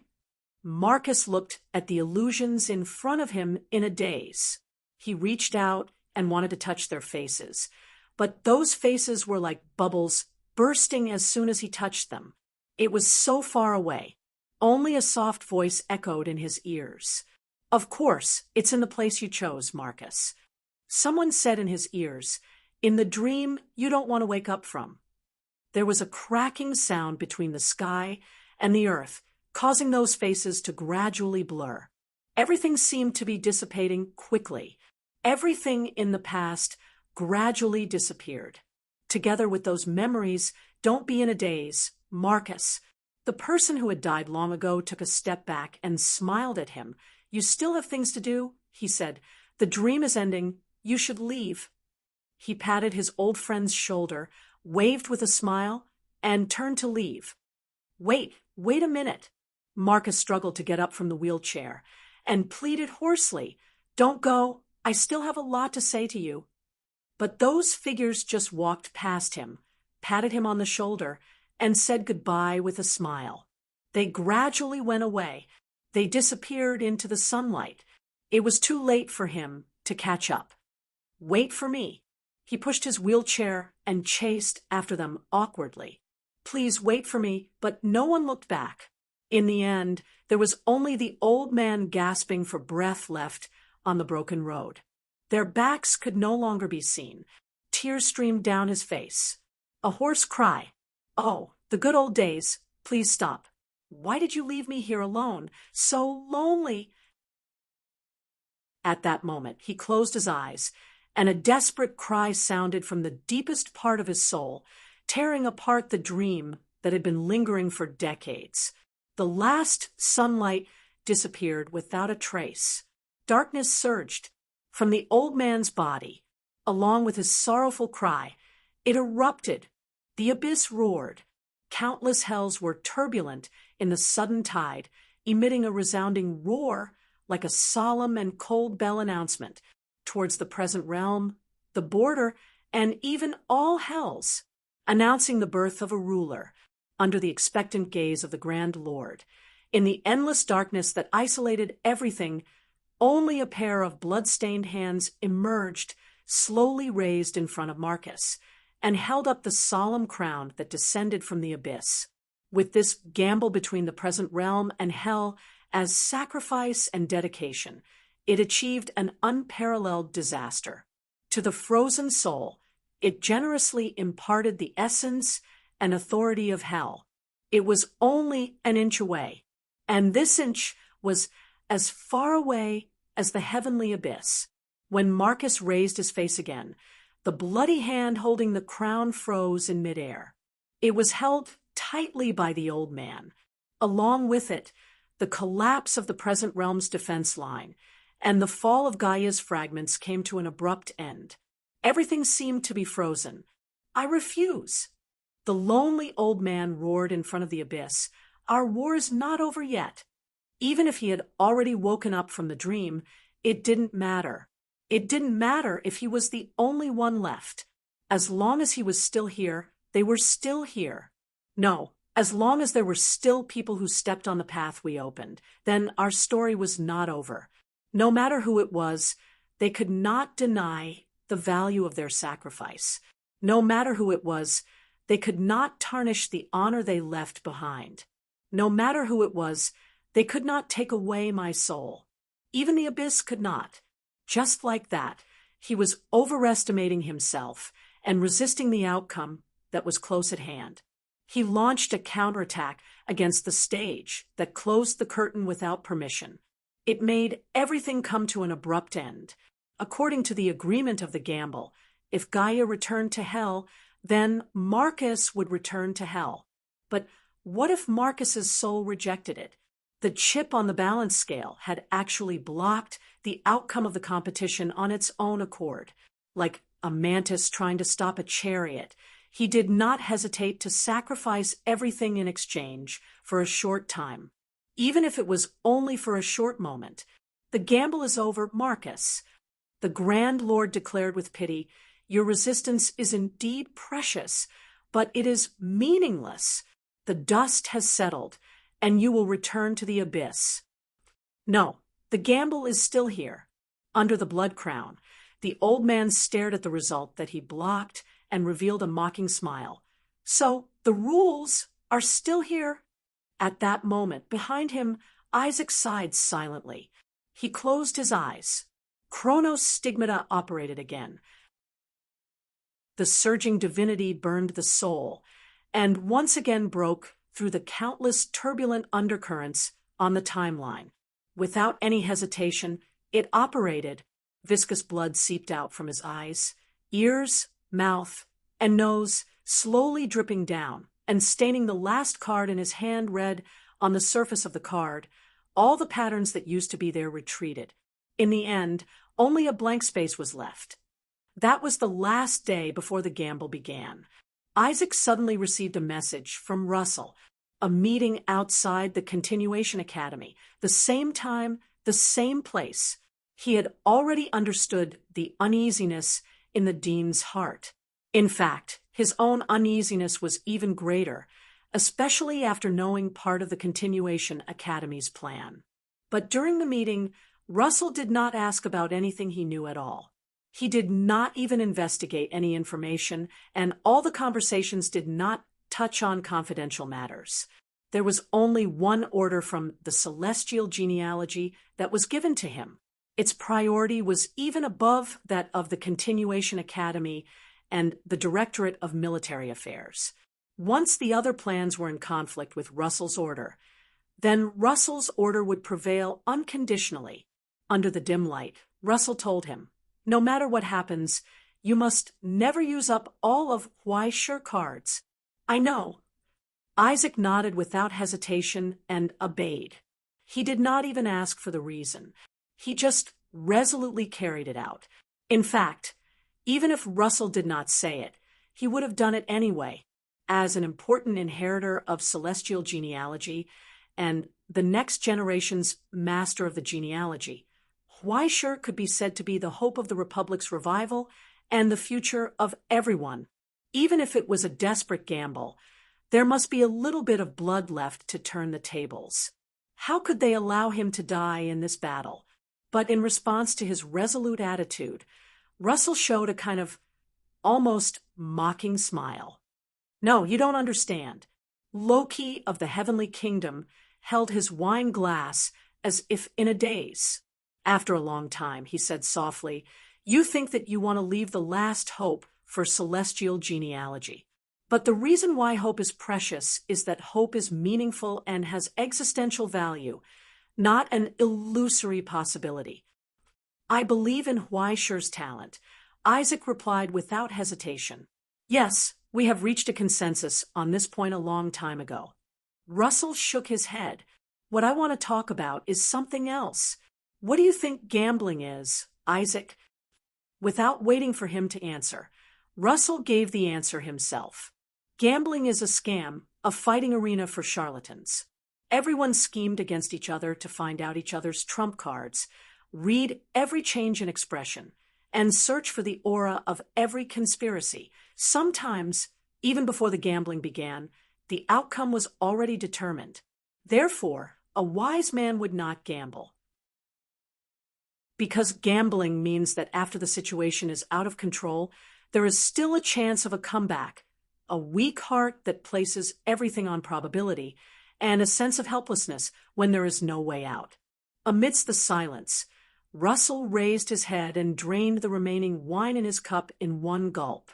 Suddenly he laughed. "What's laughable is that sometimes we have to gamble. Otherwise, we won't even have a chance." Isaac did not speak. He just waited quietly until Russell finally said, "Isaac, I gave you the order because this is something that only you can do and also something that only Why Sure can do. Delete the prepared deck," he said. "If we want to gamble, then we can't count on the glory and accumulation of the past. This time, we will gamble on the future, like a gambler who really did not care about the cost. The man's eyes were burning with a fire that could burn his soul. Gamble on his future." Now, it was just as Russell had guessed. When the result was about to be revealed, when he gambled on everything he had in the past, he still could not overturn the weight on the other side of the scale. When the situation had deteriorated to the point of no return, when there was no way out, the only thing that could be used was this last struggle. Abandon the past for the present, and seek possibilities in the future. Now, in Isaac's hands, the miracle of Chronos reappeared. Time rushed forward. The records of events were changing rapidly, and between those 5 fingers, a dazzling light appeared. Grasping this precious moment, he exhausted everything he had: divinity, soul, and even origin substance, and threw them all into the chaotic axis of time. With the records taken from Why Sure himself as the foundation, he catalyzed it and used it as proof to launch a final call to the future time. The fierce light in his eyes burned out in an instant. The inside of his body was empty. His soul followed the torrent and flew to the future, tracing back and tracing back in the endless possibilities, even if this consciousness was torn apart and quickly returned to nothingness in the erosion of time. But among the thousands of possibilities, thousands of Isaac shuttled back and forth in the chaotic axis of time, searching for the only one among countless dead ends, until a long time ago, in the future that was so far away that he was completely lost, the last resonance came. It was like reaching out to a drowning person. A ray of light came from the shaking. At that moment, the time axis of nothingness completely collapsed, and Isaac's soul returned from the turbulence. The blood that seeped out of his mouth and nose was also ignited by the terrifying backlash. It illuminated the broken smile on his face. In his hand, the blank card ushered in a rapid transformation. In the blink of an eye, it went from bronze to silver, gold, diamond, until finally there was no frame to bear the solemn back view. Everything was so blurry, and only the side of his face was so clear. There was no difference from now, but his eyes became so cold and distant. This was the future, why sure. The myriad world card that the future Lord of Heaven obtained. Why sure, I entrust the future to you. Isaac used the last of his strength to cast the magnificent light into the chessboard, together with the last hope and wish. Now, the future is in your hands. The card of nothingness fell into the chessboard that was about to collapse. Those scenes and records that did not have any power merged into Weischer's soul without reservation. It was originally just an illusory story and a testimony of the distant future, but at this moment, under the transformation of the final rules, it ushered in the realization of reality. Weischer widened his eyes in shock. He felt the changes in the depths of his soul and the jaw-dropping, terrifying power, as well as, all of a sudden, changes in the brief silence in the palace, in front of the screen in the legacy court, in the decision-making room of the command bureau, and even in the Chalcedony Hall. Everyone stared at the world inside the chessboard. The Grand Lord lowered his eyes, and his face behind the dark clouds seemed to be frowning slightly. The withered king stood up from his chair, and without caring about the soda in his hand, he widened his eyes and raised his head expectantly. Russell was silent and did not speak, but the cigarette in his hand trembled slightly, waiting for the final result. As for Tongji, after being slightly stunned, a strange expression immediately surfaced on her face. Searching for the future is indeed a good move. She leaned on the sofa and sighed helplessly. However, relying too much on the uncertain future may not lead to the expected good results. Following her words, Weischer, who was on the chessboard, suddenly trembled, and a deep crack appeared on her face. In front of his chest, the crack of the ultimate reappeared and expanded. It could no longer accommodate the rising power and the solemn divinity. His soul burned in the flames, and his body collapsed from the mighty power. His consciousness dissipated in an instant. The soul was reforged, and after the broken crack, a brand new face condensed again. Everything in the world was reflected in the pitch-black eyes, as if he could see through the chess players outside the chessboard, and he did not hide the contempt and mockery that came from the bottom of his heart. Just like that, he casually raised a finger. He pointed at the world that had turned into hell, and so the sky, the earth, the hurricanes, the flames, the hell, the heroes, the rulers, and even the insignificant dust were all frozen. And then everything lost its color. The scarlet blood, the paleness of bones, the agility of the flames, the turbid winds, the green rainbow light, and the purple eyes, everything was turned into pitch black under the will of the king's descent. Different from the heterogeneous pollution of hell, it was a purity that no matter how many rotten rulers tried, they could not achieve. Darkness, the eternal darkness that made even the abyss tremble, had descended here. At this moment, joy, sorrow, anger, killing intent, and all the other emotions that originated from the soul disappeared, and there was only despair. Endless despair shrouded everything. But in that eternal darkness, there seemed to be light. Right in front of everyone's eyes, as the fragments trembled and broke, there was an existence that could be detected without the naked eye gradually condensing. In the darkness that seemed to have been cast by hell, a solemn outline slowly rose. Above, the vault of heaven. From the abyss, a black sun rose.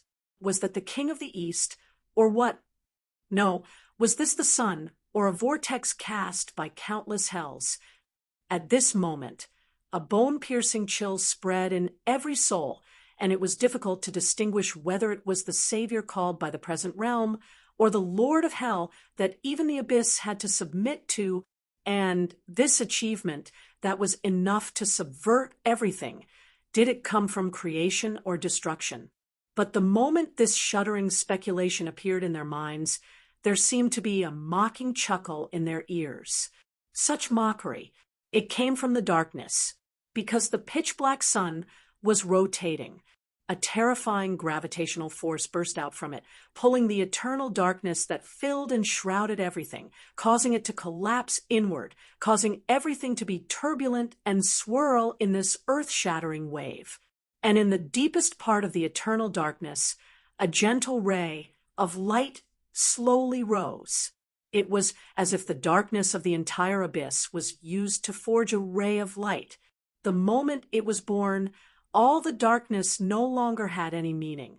All living beings were bathed in this tranquil and pure radiance, receiving the grace. In just a short snap of a finger, all the eternal darkness burned under the illumination of the light, along with the precipitation and depth of hell. In this frozen world, there was only a lonely figure standing under the sun. It was as if he had woken up from a long dream. He smiled happily, overlooking everything. No, it's not the son of the abyss. In front of the screen, Tangi widened her eyes and leaned closer, staring at the figure as if she suddenly understood something. It has been changed.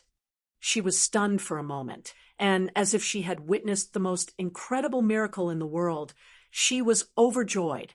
There is actually the possibility of such a future being replaced. Ha ha, ha ha ha, I knew it, I knew it. I'm number one in the world, and I'm also number one in the sky. When the surprise from fate revealed a scale claw to her, she couldn't help but cheer and jump up from the sofa in ecstasy. Her bare feet stepped on the leather armrests, the cold floor, and the coffee table that was as smooth as a mirror. She spun and jumped as if she was dancing. When the call of destiny came, she waved her hand generously without being stingy. Take it. Why, sure, take it all. She jumped, danced, and hummed an ancient song with joy. She stared at the smiling face on the screen and told him, "One day you will become Tai." Why sure seemed to have fallen into the deepest part of the dream again. It was as if he had experienced an incomparably long time in an instant, experienced joy and sadness that he had never imagined, and walked a long road that he had never imagined. He had gained a lot, but lost a lot. But when he recalled carefully, everything was no longer clear. Only when he finally reached the end of the dream did he finally see the familiar figure, the flame-like red dress, and the sly and cheerful smile. So, everything seemed to have an answer. He sighed helplessly. Is it your doing again, Tangi? Well, maybe it's more or less because of me, but it's not this time. Tangi put her hands behind her back and leaned closer. She looked into his eyes and exhaled slightly. Although the following content is a little premature for a pure young man like you, but since you're already here, there's nothing to hesitate about. It doesn't matter to me. She paused for a moment, looked at her contractor provocatively, and asked softly, "But are you ready?" When that pair of eyes came closer, he could see his reflection in her eyes. It was so clear and so nervous. But then he saw her happy smile as if she had gotten her way. However, this time, before he could get angry, Tangi had already held his hands tightly. She was close. She was as close as a hug. "Go, why sure?" She urged why sure in his ear. "It's your turn. Go and show them," Tangi said. "What is the strongest?" Why sure opened his eyes. The crystallization of countless accumulations in the past, the final destination of countless sacrifices now, the phantom from the distant future, completely descended at this moment. He wore the crown of the sun wheel and a solemn robe on his solemn and cold face. His eyes were like the scorching sun, revealing a tyrannical light that illuminated all things. On the chessboard, the card that was constantly flipping and changing finally revealed its true appearance. This was the inheritor of the Utopia, the well-deserved ruler of celestial genealogy, the controller of all things in the world, natural enemy, Tai. At this moment, under the witness of the realm and the abyss, Tai looked down at all things and smiled. He did not know where this power came from, nor did he know what was going on. However, he could not deny that this power originated from him. There was no sign of rebellion or arrogance at all. It was tamed and operated under his will as if it was his arm. In fact, he could even change the world with a single thought. "Now, let's do something fun," Huaishur murmured softly, as if infected by the arrogance and solemnity of the origin substance. He sighed softly at the sparse world. "First, there must be light." Thus, following the guidance of instinct, the sun wheel operated. Between his open fingers, an extremely magnificent flash of light rose, outlining a fierce outline. Infinite arrays emerged from it, and a sea of miracles surged, turning into complicated patterns. It was a crimson longbow that seemed to be made of crystals. Then, when Huaishur raised his right hand, all the eternal darkness extracted from the fragment whirled in the sun wheel operated violently, shrinking toward the center and slowly falling into Huaishur's hand. When all the power of the abyss was burned out, what was left was whiteness. This was the white arrow formed after the darkness of the entire world was exhausted. "Damn you, Russell!" At this moment, in the command center, Xian Niao had forgotten his original surprise and admiration. Before he could react, he had instinctively grabbed Russell's neck next to him. He wanted to strangle this old bastard to death here. "I thought you were a friend, but you hid it from me for so long. I'm going to kill you." Even though he had long known that Huaishur was almost certain to advance to the East Lord, how could he not feel heartache and rage when he saw what was happening at this moment? The joy brought about by Quafu's breakthrough instantly disappeared without a trace. He only felt the same pain in his heart as Jaeger. Wait, Russell screamed awkwardly. "Let's talk nicely. I really don't know anything. I really don't know. What the hell is that thing?" Emperor Jun gave the Tong bow and white robe to support the nation. Xian Niao squeezed out a hoarse voice from his throat, unable to hide his awe. "That is Tai's God's wedge." Now, when the white arrow was twisted at Huaishur's fingertips and gently placed on the string of the crimson bow, the world fell into a strange silence. Everything was silent. Only when the taut bowstring was pulled back, the sound and song that came from all things, the sky, the earth, the stars, the countless flames of struggle that were still burning under the erosion of hell, the countless souls that were unwilling to fall into hell, the will of grief and indignation, the burning determination, and even everything, the meaning of everything was gathered in the sound of the world's low moan. Was this supreme or something else? It was difficult to tell, because everything had been perfectly integrated in this simple move. Now, the bow was like a full moon. The arrow was on the string. In the world frozen by Tai, only the newly born mother of chaos was violently convulsing and trembling in despair. Pairs of scarlet eyes blinked and screamed. But everything was out of her control. The whole world had returned to the hands of the real master. Now, her fate and ending had been entrusted to Huaishur's bowstring, shining on the blade of the white arrow. Its name was death. It was the end and destruction. There was no more suspense. The moment Huaishur let go, the low moan of all things turned into a resounding roar that shook everything. The light of the world gathered on the arrow. Just like that, it flew out. Just like that, it casually broke through the distance, passing through layers of struggle, countless killings, and cries, flying towards the chest of the ruler. Just like that, it silently sank into the corpse that should have been completely buried long ago. Along with the so-called Mother of Chaos, it was destroyed. As the ruler screamed in despair, all the rotting and deformed bodies, along with all the pollution she had spread, all the evil spawns she had nurtured, the hordes of hell, just like a tidal wave, everything was annihilated in this formless wave. Even the drastic changes in the depth were completely frozen as the arrow soared through the air. It was reversed by the spreading power, and it returned to its original path. As all eyes watched, that ray of light coldly crossed the distance between heaven and earth, destroying hell and burning all the pollution that Gaia had brought. It flew upwards with its remaining power. It broke through the restraints of all the rules, transcended from the chessboard, crossed the boundary between illusion and reality, and flew out from the records of nothingness. That ray of light that quickly dissipated with the collapse of the rules of the bet finally fell into the hands of the Grand Lord. The huge hand that was holding the chessboard moved slightly, and it actually slowly let go. It didn't care that the power of the Bifrost enveloped the fragments again. It didn't stop it anymore.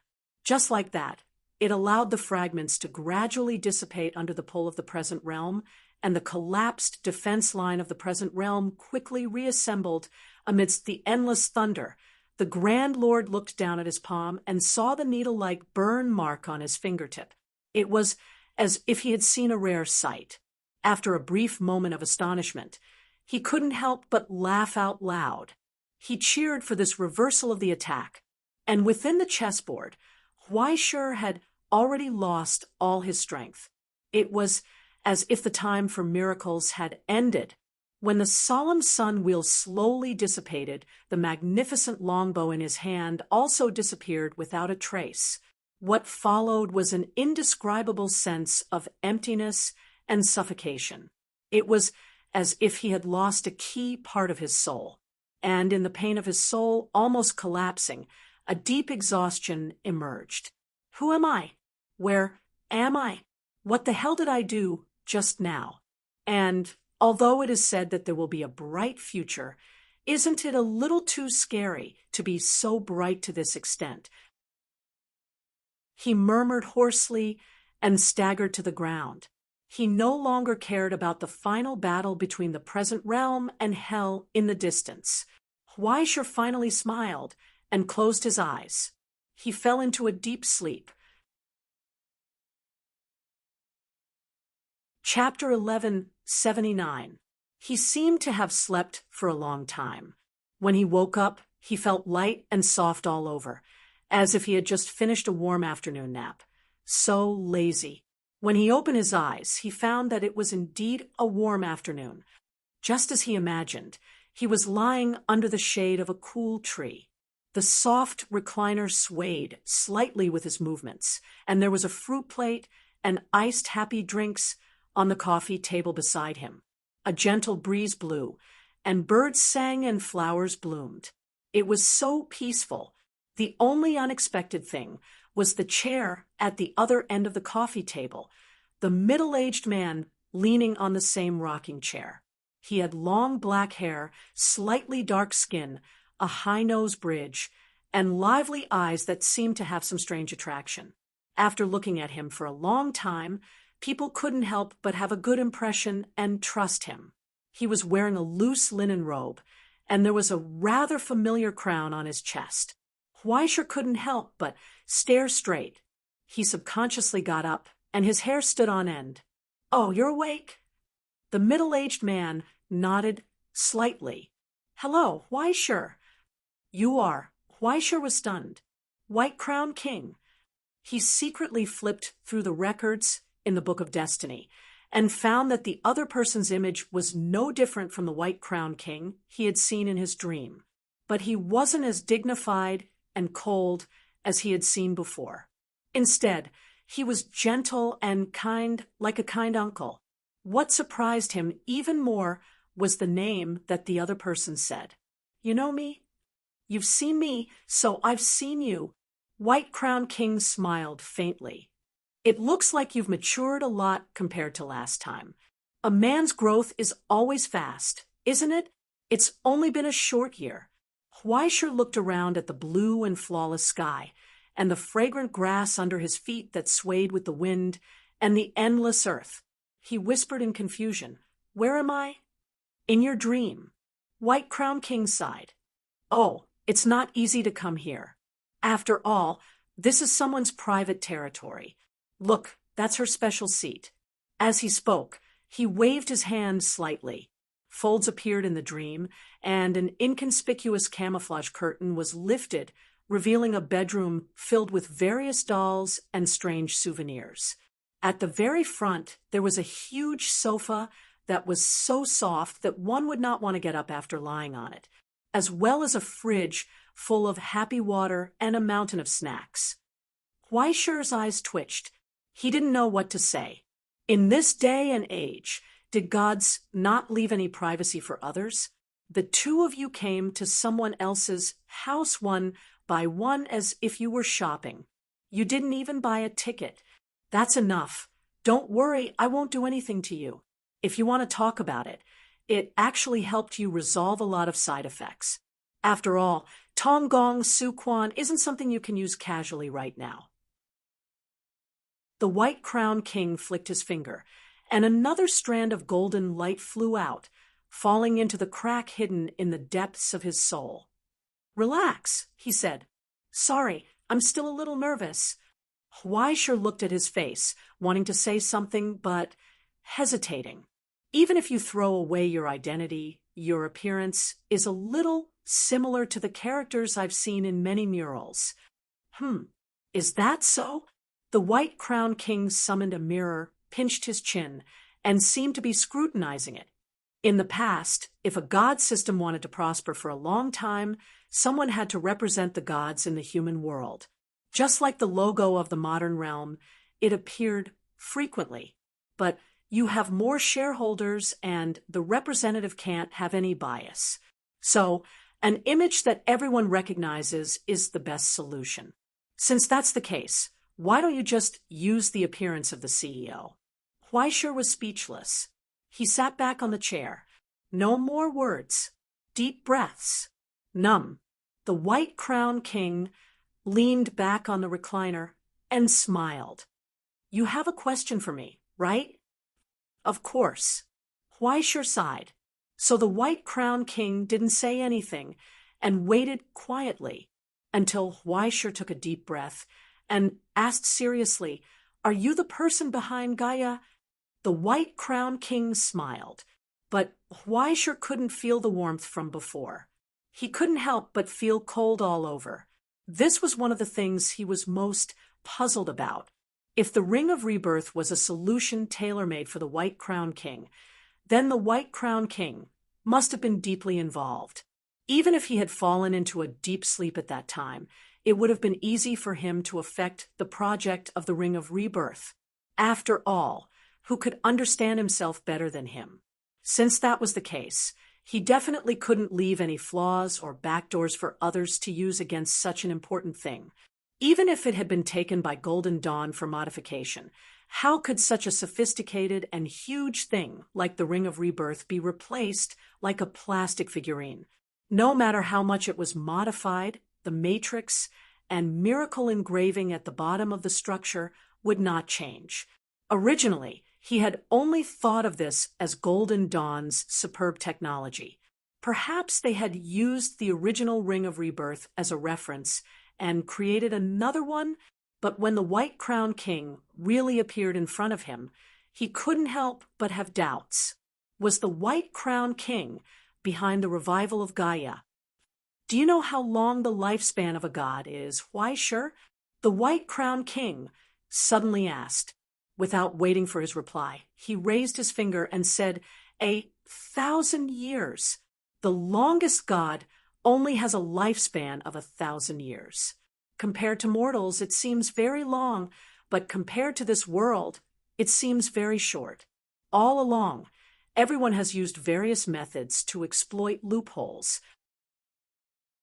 Through the appearance of incarnations, through the replacement of souls to slow down the consumption of their lifespan.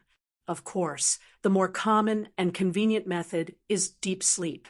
Through deep sleep, one can stop their own time and endure the long years. Just like how I am now. Normally, in each God system, there are only a few people carrying out their duties. The others will enter deep sleep in stages and take over each other. They will share their own research and skills, using different methods to search for a way to transcend the mandate of heaven. The most common method is the exploration and research of the world itself. This is what you call Gaia. This name is actually very appropriate.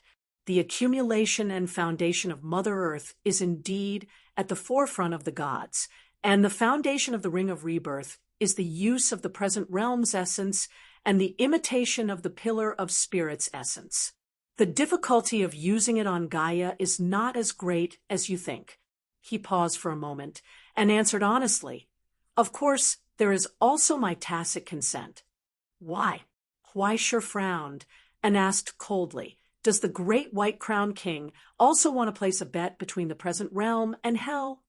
Is there a better way to test the abilities of the present realm?" The white-crowned king asked calmly. "The first bet between the present realm and the abyss was witnessed by me. The second bet had my signature. A part of the rules and conditions of the bet was also created by me. If hell wants to awaken Gaia, I will not stop it because these are the rules of the game. Or did you see that great dark monarch and the withered king interfere with your methods in the gambling house? Even if there is no Gaia, do you think what you have to face will be simple? You must know that there is still a specimen of the King of Hell in the Grand Lord's collection." The white-crowned king raised his teacup and took a sip. "Don't be so shocked. Why, sure. I only gave a test. Just like how you tested Van Helsing and Lily on the Mayflower?" Huaisher asked coldly, "Throwing people into hell and giving them the last bit of hope in front to watch them crawl with all their might. Should I praise you for being generous? Do you think the praise of humans has any meaning to the gods?" The white-crowned king was indifferent to this ridicule. If the survival of humans is based on instinct, then everything about the gods revolves around the axis of destiny. Even if they have the same emotions, they are completely different from mortals. More important than emotions and ego are duties and results. Then what about the American genealogy? Huaisher asked. "You don't care? So what if I care?" The white-crowned king was still calm. "Children want to grow up, so they cannot rely on their parents. I have done enough. Even if I have fallen into a deep sleep that is equivalent to death, I still sacrifice myself to protect them from the erosion of the rancher. I even left behind all my inheritance in hopes that they can live long after they leave the swaddling clothes. If even so, they are still unable to resist the wind and frost outside the greenhouse, then all I can give them is worthless grief. Perhaps you will think that I am cruel, but the gods should be so cold." The white-crowned king said, "Since you have personally created a world that belongs to you, then if you want to truly save your world, you have to do it yourself. Why should you have any expectations for a dying old thing?" Interesting. Huaisher sneered. "The great white-crowned king is personally serving me chicken soup. I am really flattered, but I don't know what the price of this chicken soup is." "Are you on guard?" "It doesn't matter. Huaisher, I don't intend to ask for anything from you, at least not yet. But if you have questions, I will answer them." The white-crowned king replied straightforwardly, "There are many kinds of people, and the same goes for gods. Unlike other gods, I do not have any eternal ambitions. 1,000 years of luxury has satisfied me. On the contrary, I quite like this mission and destiny that I have been given. From the beginning, I have only one goal: to continue this world. as long as it is helpful. I do not care about the means and consequences." Huaishur shook his head. "But similarly, for you, there is not much difference between the world that continues in the present realm and in hell, right?" "Perhaps there is, but it is not so big that I cannot bear it." The white-crowned king shrugged. "However, if there is another way, no one would be willing to go to the abyss, right? So, you can rest assured that I will not consider the invitation of the Golden Dawn. At least, not before the Astronomical Society disappears. After all, I am full of love for the era you have created and your achievements. No, it can even be said that I admire you. You should work harder." He expressed his admiration so sincerely. In the silence, Huaishur looked at him seriously and did not find any pretense. Or, even if there was, he could not see it. However, why would the dignified white-crowned king lie to a tool like him? Especially a tool that had signed a contract with someone else's parents. There was no profit at all. Or could it be that this big brother felt that he had done a good job as a tool for the Astronomical Society, the Ivory Tower, and the black-hearted woman? So he wanted to summon him to be a slave for the four families? Forget it. He really did not have the brain power to compete with this giant who had been unhindered since the era of gods. Moreover, he did not want to go around in circles with him in his dreams. The simpler and more straightforward the conversation with this kind of person, the better. The more he thought about it, the more he would get himself involved. Therefore, he asked, "Then what do you want from me when you come here? Life? Achievement? Glory? Forget it. You can't give me anything now." White-crowned King shook his head. "I'm just here to take a look at the person recognized by the Book of Destiny. After all, not everyone can get the favor of the former Tai, and not everyone has the courage and ambition to rebuild the utopia." He did not care about Huaishur's biggest secret at all. The Book of Destiny, if he wanted it, he would have done it long ago. After all, the last time Huaishur changed the script, it was right under his nose. White-crowned King was not dead, or rather, he was not completely dead. How could he not notice such a thing that was related to him? However, why did he feel like a panda in a zoo? What did he do to make such a big shot come all the way here to take a look? Huaishur felt helpless about this. He did not know if he should be surprised or wary. He might as well pull a fence outside the dream next time and build a pavilion to collect tickets. No one could *King think about getting a free ride. However, when he thought about how the world's oldest and most famous entrepreneurial king was optimistic about his project, he was a little shocked. After all, he was not confident about this kind of thing. "You think I can succeed? Who knows?" White-crowned King shook his head. "You have enough qualifications, and you will have enough ability in the future. You have even rebuilt the celestial genealogy, but you are still far from true success. Rebuilding the utopia is not something that can be done with just a few words, nor can it be solved with a strong army. You still need more conditions, but the appearance of more heroes means that this world will suffer more. In particular, you still have to face the original sins left behind. To put it simply, after defeating those idiots from Golden Dawn, you just have to do more good things and be a good person, right?" White-crowned King was speechless. He finally understood the crudeness in Huaishur's nature. Why could he make such a lofty thing sound like a street movie? However, it seemed to mean the same thing. He could not refute it and could only nod, more or less. He still wanted to say something, but in the end, he did not say anything. He just sighed.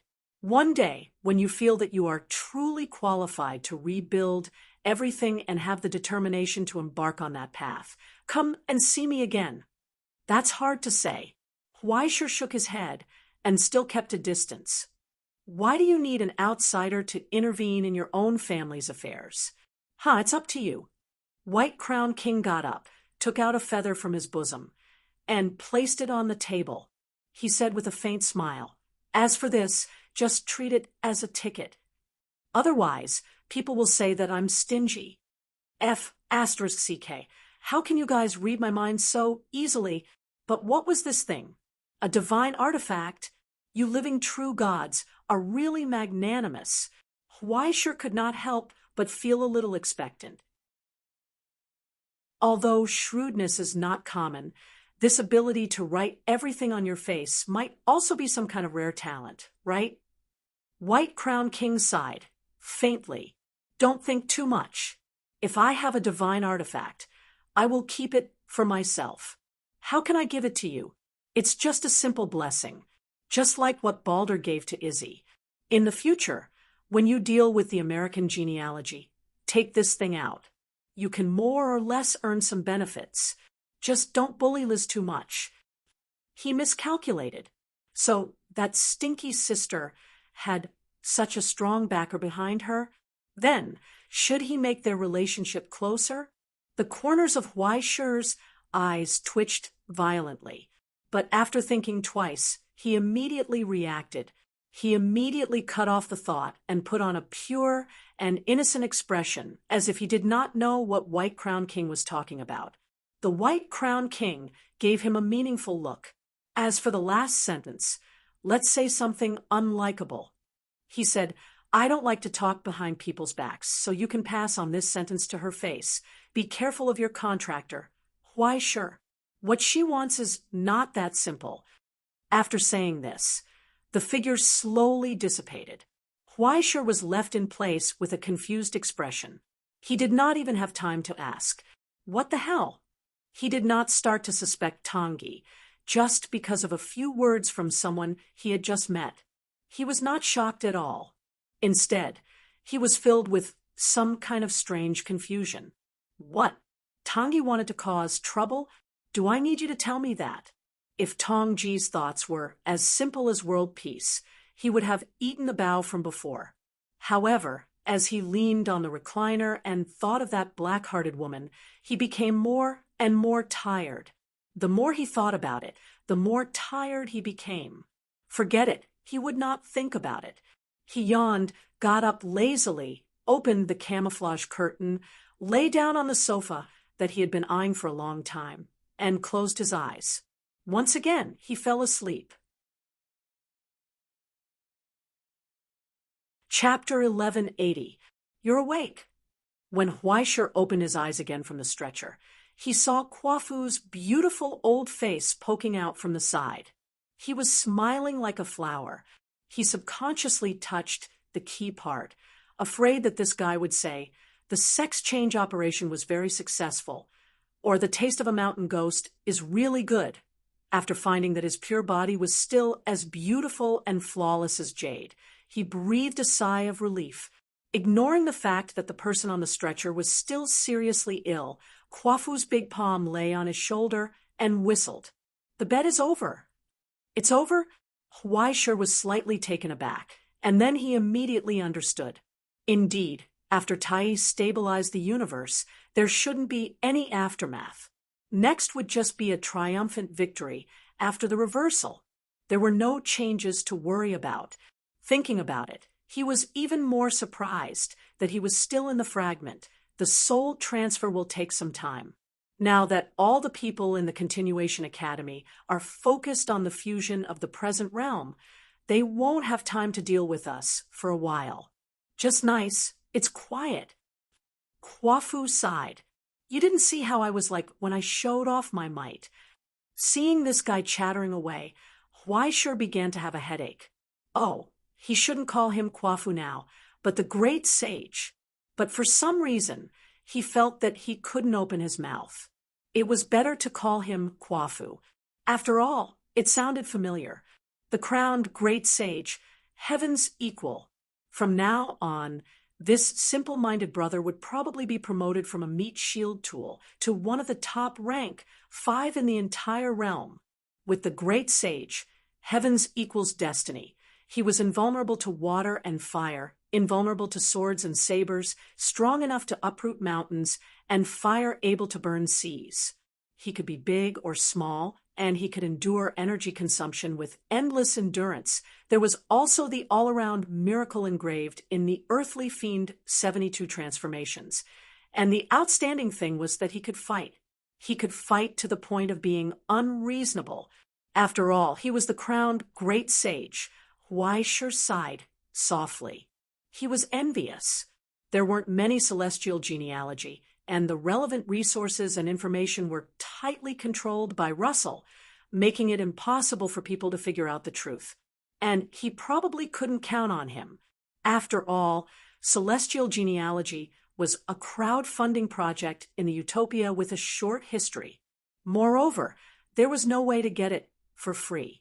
After all, those who had been crowned would inherit all sorts of inconceivable heavenly wills. Because of its uniqueness, it did not follow common sense. Because it was amorphous and mostly isolated, it could not be carried by the divine mark. If the stigmata was a fixed profession, then the person who received the coronation would be a special envoy directly appointed by the three pillars. It was not permanent. In fact, it would not appear unless certain conditions were met. Once it appeared, it would definitely be used to solve a huge problem.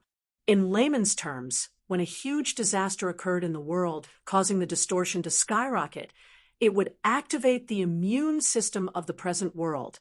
A large number of correction values and distortion degrees were entangled together.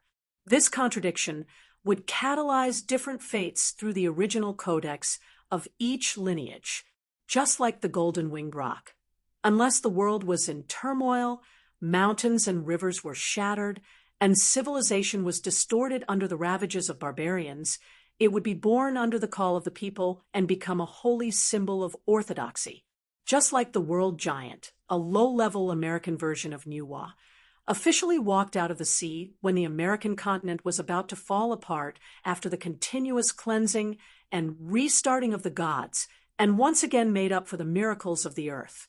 Like Chu Qingyu, who directly inherited his father's killing authority as a weapon commander and had the mandate of heaven when he opened his eyes, he was simply an anomaly among anomalies.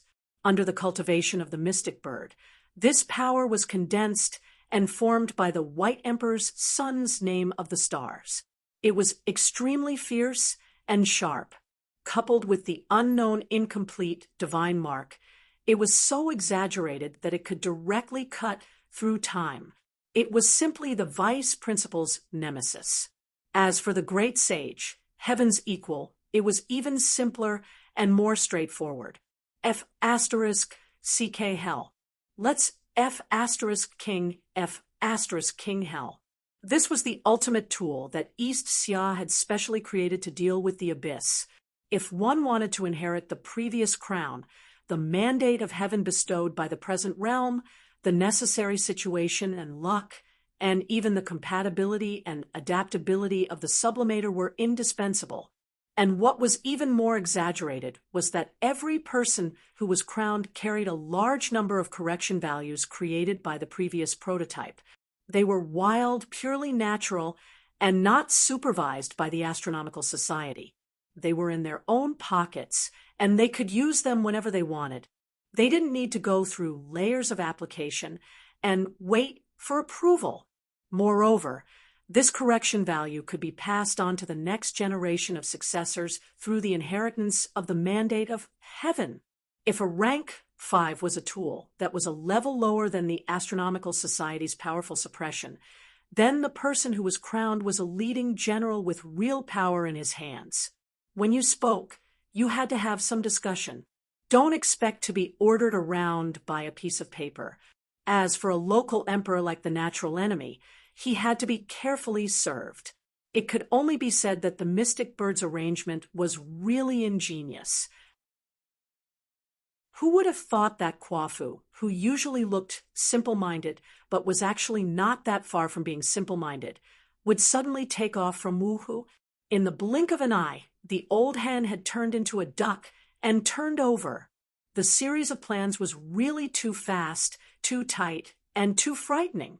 After the Qilin died in battle, he took out Hundun, who was in charge of strategy, to stabilize the border.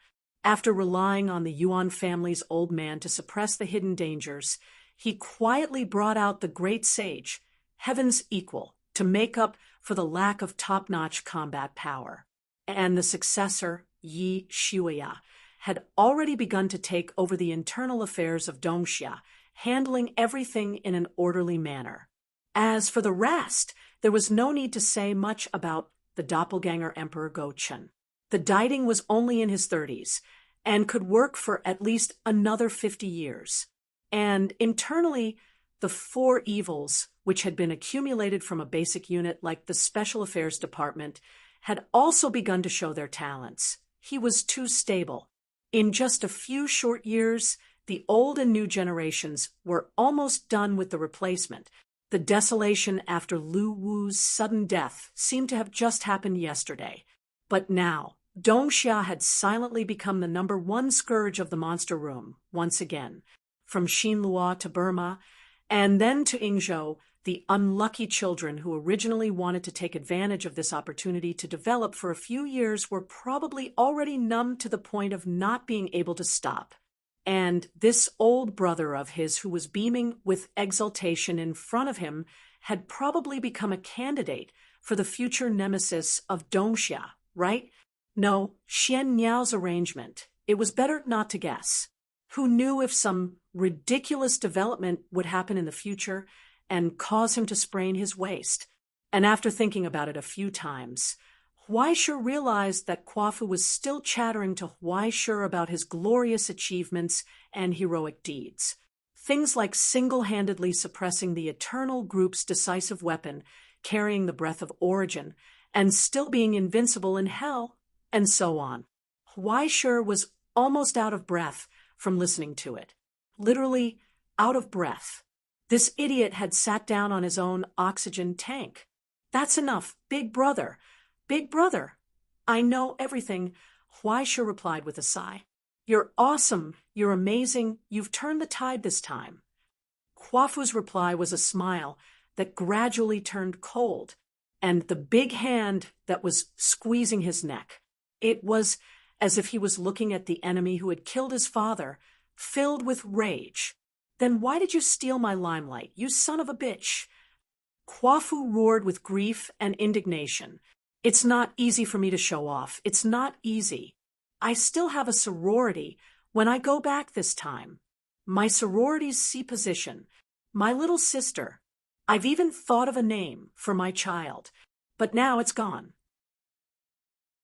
When the time comes, everyone will only ask me, hey, was Huaishe next to you at that time? Is he as handsome as he is in the photo? I'm going to ** King kill you. Don't. Big brother, calm down. Huaishe was dumbfounded. It's all for the sake of the present. Everyone's for the sake of the present. Quafu finally vented the sadness of being a single dog in his heart. When he was driven away by the nurse, he was still indignant. Just you wait, stinky brother. Next time you go back to Dongxia, I'll make sure you suffer. Although he said so, he didn't take away the gift that was on the bedside. Huaishe held the fruit that looked like a baby and scratched his head. Then, would this wave have any good results to eat? Forget it, I don't care. He closed his eyes and threw it into his mouth. As the gift from the Qing Emperor fell into his mouth, he soon felt a warm aura emerging from his weak body. Although it was not as magical as the legends said, he could still move his broken body. The crack in his soul also began to heal quickly. He felt refreshed. When he walked out of the tent, he saw a surging crowd. The noise and cheers came to his face.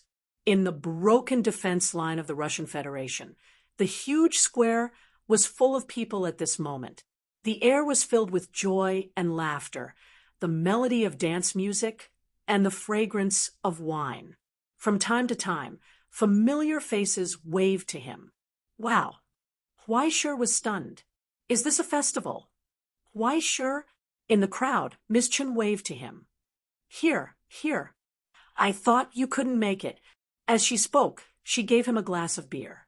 Here, this is yours. Drink. Wow, I'm a seriously injured patient. It's not good to drink this, right? Don't be so picky. Anyway, this body is disposable.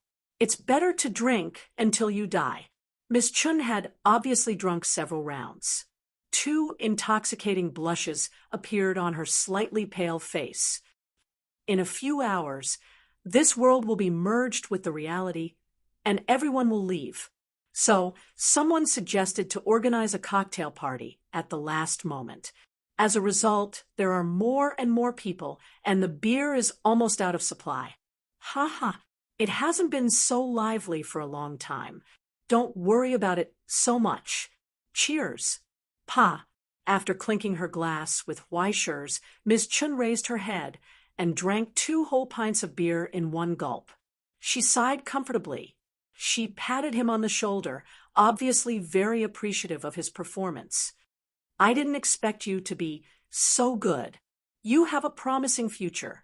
Remember to take me with you when you become powerful in the future. After that, she suddenly leaned closer and asked in a low voice, Since I support you so much, can I borrow your book, Lord of the Flies, for a few days? This Weisher was in a daze. Thinking of the rumors circulating in the school, he looked at her with a particularly painful gaze. Do you want to read Lord of the Flies? You obviously want to read Orton's Body. But what does this have to do with me, little Pepaloo of Wai-Hai? Just lend it. Don't worry, I'll lend it to you. He patted his chest loudly. Who are we? Isn't my book your book, elder sister? By the way, when we ask old bastard for the budget at the end of the year, why don't we... The 2 of them got together sneakily and talked about important matters in a few words. They looked at each other and showed a tacit smile at the same time. Good boy, so you're such a person. You're so bad, but I like it. As soon as the short conversation ended, more people had already gathered around. Boss, do you still need a leg accessory? I joined Celestial Genealogy from the bottom of my heart. Do you still meet people over there? Go away, go away. You Romans should go away. We Dongxia people haven't spoken yet. How dare you? Mr. Huaishur is a Grand Knight of the Russian Federation. Watch your words. Hey, when are you coming over to give us some guidance? For a moment, Huaishur was swallowed by the crowd before he could react. Those familiar faces clinked glasses with him, joked with him, and congratulated the winner of the bet. When Huaishur finally broke free, he was about to faint from drinking. He staggered a little as he walked, but when he turned around, he saw a girl in a red dress sitting in the corner. Liz, why are you here alone? Huaishur walked over and asked. When everyone is happy, I don't want to annoy them with a straight face. Liz glanced at him. Why? What nonsense did you think of to say to me? Ahem, forget it. Huaishur shook his head. Ever since he knew that she had a powerful golden thigh, Huaishur was a little scared. He was afraid that the little sister would retaliate and settle old scores with him. After all, he was the one who didn't take the lead and dared to say all kinds of nonsense in order to escape. It was already good that Liz didn't make an enemy out of him. He only hoped that the little sister would forgive him and give him a chance to turn over a new leaf. But now, after Liz glanced at him, she raised her eyebrows slightly as if she had discovered something. She was full of curiosity. You actually met Her Majesty? Chapter 1181. Oh, His Majesty? Huaishur was confused for a long time before he remembered. Are you talking about the White Crown King? You have his aura. Liz said. Besides, who else can be called His Majesty other than him? That might not be the case. These days, His Majesty doesn't care about them. I have one at home. I have 3 meals of fried chicken and happy drinks every day. Huai sure wanted to make a joke, but when he thought of the conversation between them in the dream, he couldn't help but sigh. To be honest, it's a long story. Yes, I can guess. After all, they are gods. No matter how close and respectful they are, there will still be a distance between them. There are some things that His Majesty already said before he left, as if she had expected the conversation between Huai Shi and the White Crown King. Liz didn't express any dissatisfaction or resentment. On the contrary, she was even more open-minded than Huai Shi. Huai Shi didn't continue this topic. Instead, he asked, "How are you doing here? Isn't it still the same? We won, but we paid a price. Everyone is the same." Liz shook her head and sipped her tequila. Suddenly, she smiled. "Sometimes I really wish I had the ability of celestial genealogy. At least the victims can still leave a record." Huai Shi was silent. After a long time, the appearance of the burly old man appeared in his mind. He didn't expect that it would be difficult to see him again. "Mr. Troll, don't worry. With the supply of the American genealogy, they weren't burned to ashes. There's still a chance for them to return to the Silver Sea." Liz looked up and saw the figures in plain white clothes in the crowd not far away. They are the ones who suffered the most. The Indian genealogy. They had lost 2 5th grades, Stone Incantation, and Nanyanmu. Many of the ascendants and legions were also injured. The number of casualties was even higher than that of the Holy Knights. After Huai Shi shot that arrow, in order to completely wipe out the remnants of the abyss, India directly threw the remaining 6 paths of reincarnation into the domain of hell. After the authoritative relic of the creation genealogy, the Nirvana Lotus was completely activated. It triggered an earth-shattering explosion. The rising flames completely wiped out the blood river and storm that enveloped the entire realm. A furious roar echoed in the fragment 9 times. The projection of paradise was completely annihilated.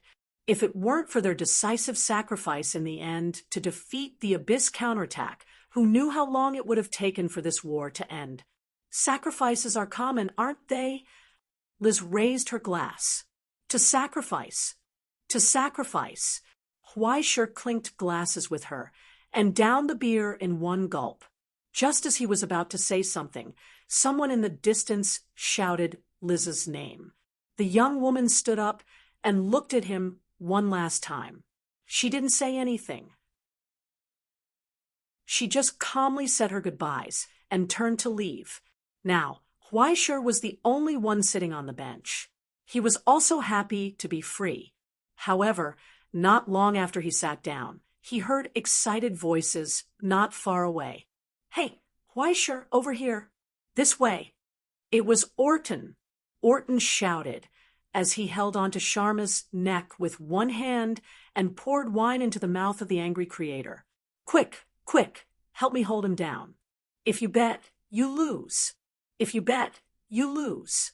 Sharma, you still owe me 6 glasses back then. That bastarding Fong Shou owes me that. Who asked him to run so fast? You didn't even have time to run." Orton laughed and stuffed another bottle of hard liquor into Huai Shi's hand. "Cheers." Just beside him, the surviving heroic souls, the unknown guardians, and many more people showed happy smiles. Cheers. Laughter and noise swallowed Huai Shi. The war was far away, and the time for eternal rest had yet to come. Now was the time to celebrate. Not knowing how long he had been drinking, Huai Shi vomited a few times. He was drunk as mud and swayed as he held the bottle and drank with Orton.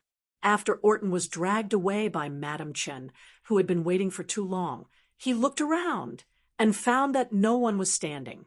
They were all lying flat. Snoring sounds could be heard. "That's it. That's it. That's it." In the night, Huai Shi put his hands on his waist and laughed proudly. "No one can fight. You look quite energetic. Behind the table in the corner, an old lady smoking a pipe looked up from the pages of a book and knocked on another glass.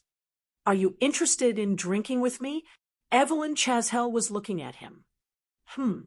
Weisher was surprised. I thought you were the kind of person who scoffed at such a depraved thing like alcohol. What nonsense are you talking about? If you don't have 2 glasses of whiskey at night during an archaeological excavation, I'm afraid you won't be able to sleep well. Madame Chashel shook her head and asked him, Do you want ice?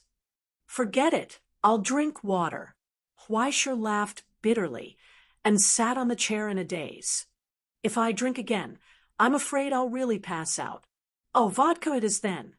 The old lady readily changed his drink into a clear and transparent Russian Federation brand. Drink this nourishes people. Cheers. Pa. After clinking glasses, they drank it all in one gulp. Weisher smiled bitterly, picked up the glass, and poured it into his mouth. Only then did he realize that it was really warm water inside. He was immediately speechless at the old lady's bad taste. In the long silence, Chashel smoked her pipe and drank by herself, no longer paying attention to Weisher. It was as if she could tell that he had something to say. She waited quietly. It wasn't until Weisher reluctantly sobered up a little that he finally mustered up his courage. Madame Chashel, you're an old senior in the Utopia. I'd like to ask, do you know a lady? Her hair is very long, her dress is very black, and sometimes a little red. Other than being close to Crow, she also likes to tease people. Chashel didn't say anything. She looked at him calmly, for a long time until he felt a chill in his heart. Then she slowly said, Why don't you just say the name Tanguy? What are you trying to find out? Weisher was dumbfounded. Do you really know her? Nonsense. I've known her since I was 16 years old, much longer than you. It's not like I don't know what the relationship between the two of you is. Why do you have to be so secretive? As usual, the old lady didn't give him any face. If you have a question, why don't you ask her directly? It's inconvenient. Chashel looked up, as if she had seen something from Weisher's complicated expression. She couldn't help but laugh. Okay, then ask. Weisher thought for a long time. In your opinion, what kind of person do you think she is? I don't know. Chashel answered without hesitation, leaving Weisher dumbfounded. Now that I think about it, it's really nostalgic. Evelyn tapped the ash in her pipe and sighed softly. To be honest, I understand that you're confused and at a loss. Weisher, I've also thought about this question. She was always alone and didn't show up much. She even disappeared for a long time later. Even in the Utopia at that time, many people had never heard of her. When Heaven's Inquisition Road was first established, I provided a few opinions as an assistant, so I interacted with her a few more times than the others. Many times, I felt that I knew her well enough and had an answer in my heart, but it would quickly be overturned. Chashel thought for a long time and shrugged helplessly. Even if I can get her favor, it's only because I'm lucky. She's that kind of person. Unless it's the end, she'll never give you an answer, nor will she let anyone know how she views you in her heart. Is she really a former member of the Utopia? Who knows? Chashel smiled. Her identity has never been made public in the Utopia. Apart from her own matters, she has never interfered in internal affairs, nor has she ever claimed to be a member of the Utopia. Just treat it as a cooperative relationship. She's like a traveler passing by, watching us add bricks and tiles in full swing.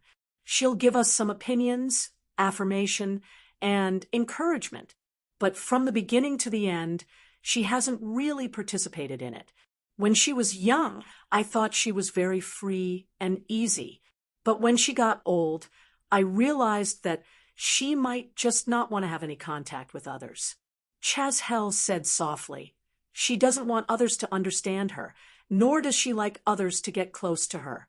That's why she deliberately keeps a distance from us. Huaishur was silent as he drank his water. He did not speak again. Oh, are there no other questions? Chashel looked at him. What you want to ask shouldn't be just that, right? Huaishur, why are you hiding in front of an old woman who died long ago? I just don't know what to ask. Huaishur shook his head and smiled bitterly. To be honest, I'm afraid. What are you afraid of? I don't know, so I'm uneasy. Huaishur lowered his head and sighed tiredly. I don't know what she wants, nor do I know how she views me. That's why I'm afraid. He was not afraid of her, nor was he afraid of whether she had any conspiracy. Instead, he was afraid that one day he would have a disagreement with her. When that time comes, what should he do?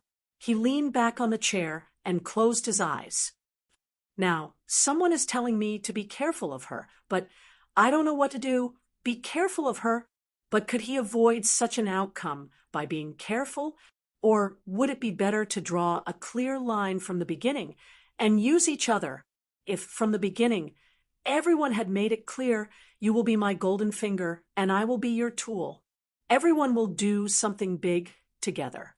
Would such a relationship be clearer? Be careful of her. Chashel was stunned. After a long time, he could not help but laugh. You really should be careful of her. Huaishur. Be more careful than now. Huaishur was dumbfounded. However, when he raised his head, he saw the old woman's expression. It was so helpless, as though she was looking at a disappointing child. Why wouldn't I be careful? Huaishur? Chashel asked doubtfully. Could it be that you think she never gave you a choice? Or could it be that as long as you stand there and do nothing, you can avoid such a future? Wasn't this a little too stupid? Listen carefully, kid. If a relationship is good, then it must be treated and maintained carefully by both parties. It is not a one-sided situation where you enjoy the fruits of others' labor and worry about your gains and losses. There are many kinds of scumbags, but this kind of scumbag is the most despicable. Chashel raised his hand and filled Huaishur's glass with hard liquor. He told him, "You are just thinking too much, Huaishur. Or, rather, you are thinking too little. For example," she thought for a moment, and asked seriously, "if one day, as you expect, she and you have differences and go against each other, or even fight with each other, then will you stay away from her?" Huaishur did not say anything, or, rather, there was no need to answer this question. He only smiled bitterly. "I am her contractor, Madame Chashel. Isn't that right?" Chashel shrugged. A smile finally appeared on his serious face. He seemed satisfied. "Don't let her down. Huaishur," the old man said. "Although I don't know what she has experienced in the past, you must be the most important existence in her short life. So, try to understand her a little more. Perhaps she will lie a lot and try to dodge, but no one can be strong forever. Even she is the same. She is more fragile and lonely than you think. Perhaps she was the one who protected you in the past. But maybe soon you will be the one to protect her. It is really hard to imagine that day will come." Huaishur smiled bitterly and sighed. After a long silence, he nodded gently and muttered to himself, "I will try to work harder." Work harder. He had to work harder than he did before. He was a little stronger than his previous self. If such a day really came, just do what you should do. Don't worry too much.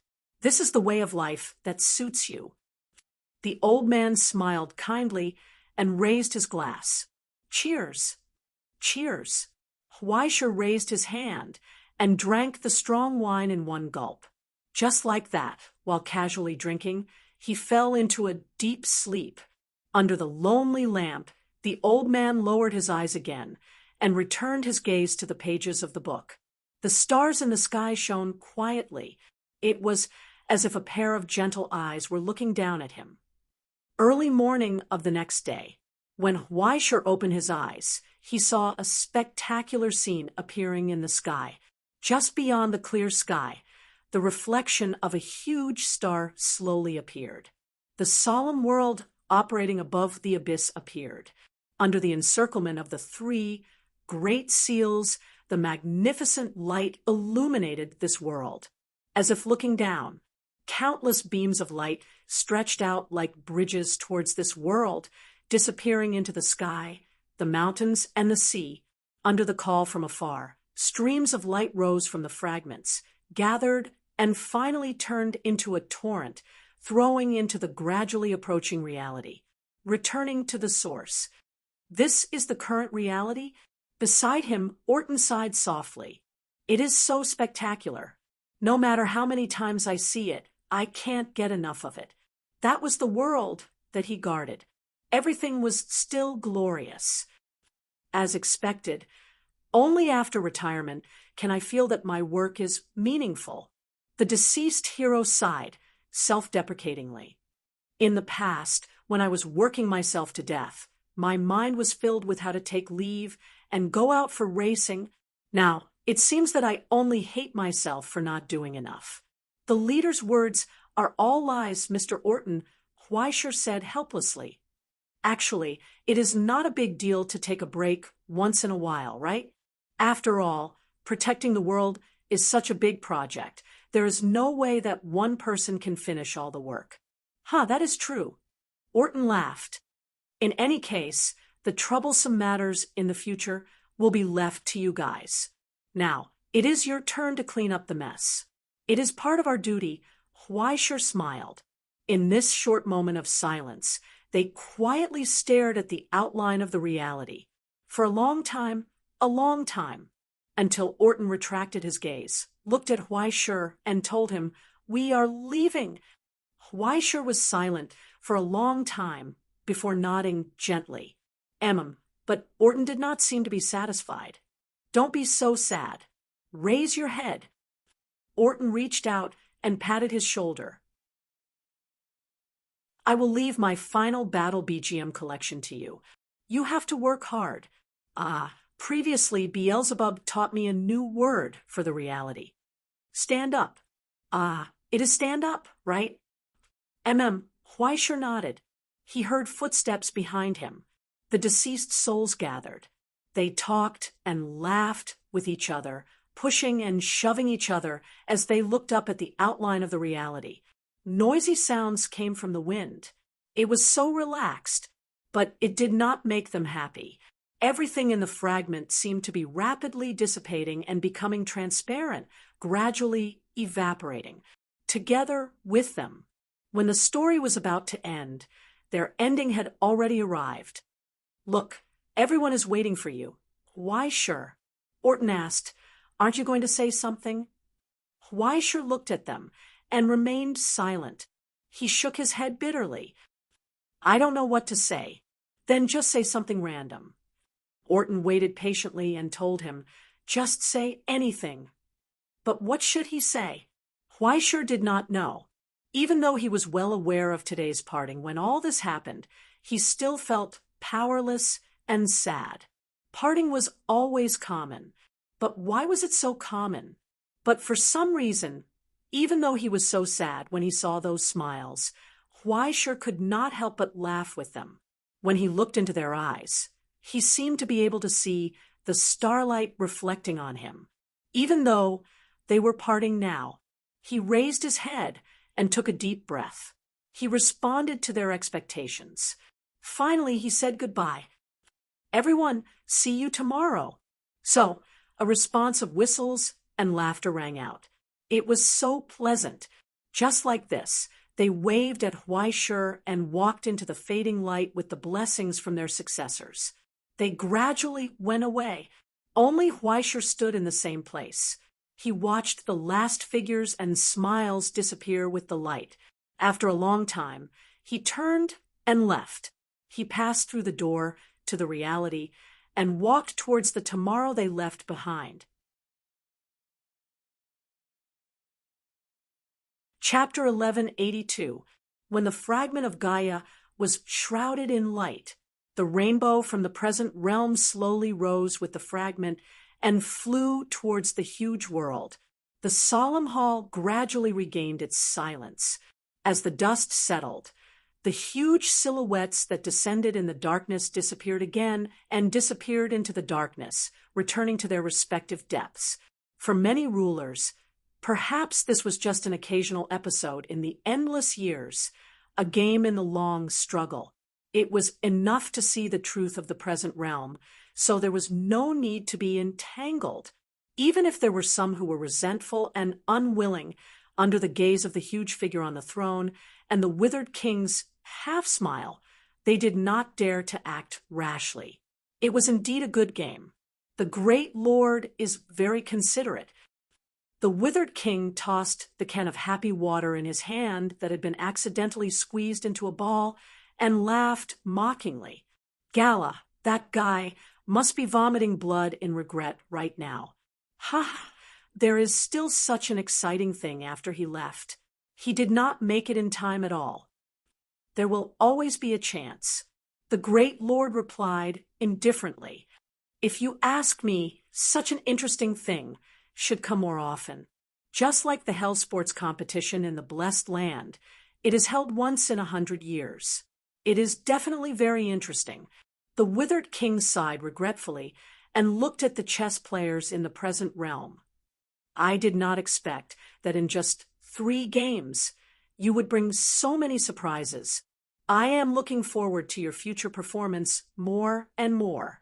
To think that he would be able to fight against so many heroes during the end of an era. This was truly a thrilling experience. Ha ha ha ha. He laughed loudly, and his footsteps were light as he passed through the palace, leaving just like that. However, the moment he passed by Marcus, he stopped slightly and told him, "If one day you are tired of that boring world, come and find me." The King of Hell finally promised, "I can't guarantee anything else, but in my fallen kingdom and the countless hells, there will be endless fun." The old man in the wheelchair looked down and smiled, but did not say anything. The withered king did not care. His figure disappeared into the endless darkness. In the silent palace, there was only a pair of eyes in the dark clouds looking down. After a long time, there was a sigh. When the huge throne and the dignified figure standing in the abyss disappeared, the bronze-skinned, muscular man once again appeared on the opposite side of the long table. He did not hide his regret and disappointment when that pair of eyes filled with boundless lightning flashed back and forth. All the chess players present couldn't help but feel their hair stand on end. They felt as if their souls and bodies were rapidly peeling off, eroding and turning into dust in the eyes of nothingness.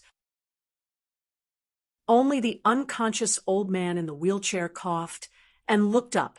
Why is the great monarch so depressed? Failure is shameful, so why can't I be melancholic? The great dark monarch retorted. Why can't I be sad when I'm about to part with my friends? While coughing, Marcus gasped for breath before suddenly laughing.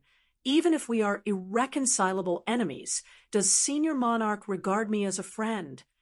It is precisely because we are equal opponents that we can become friends, isn't it? The great dark monarch solemnly replied, "With your strength, you have won 3 times against the abyss. They reversed the huge gap between us, protected your world, continued your glory, and defended your achievements. Such an accomplishment would be shocking even in the most boundless of hells. The present realm is really amazing." He said, "Marcus, you have once again created a miracle." The old man nodded, looked at him, and suddenly asked, "Should I be proud of this?" "Of course." The great dark monarch responded decisively, "This is what you deserve." No, Marcus shook his head. He did not smile.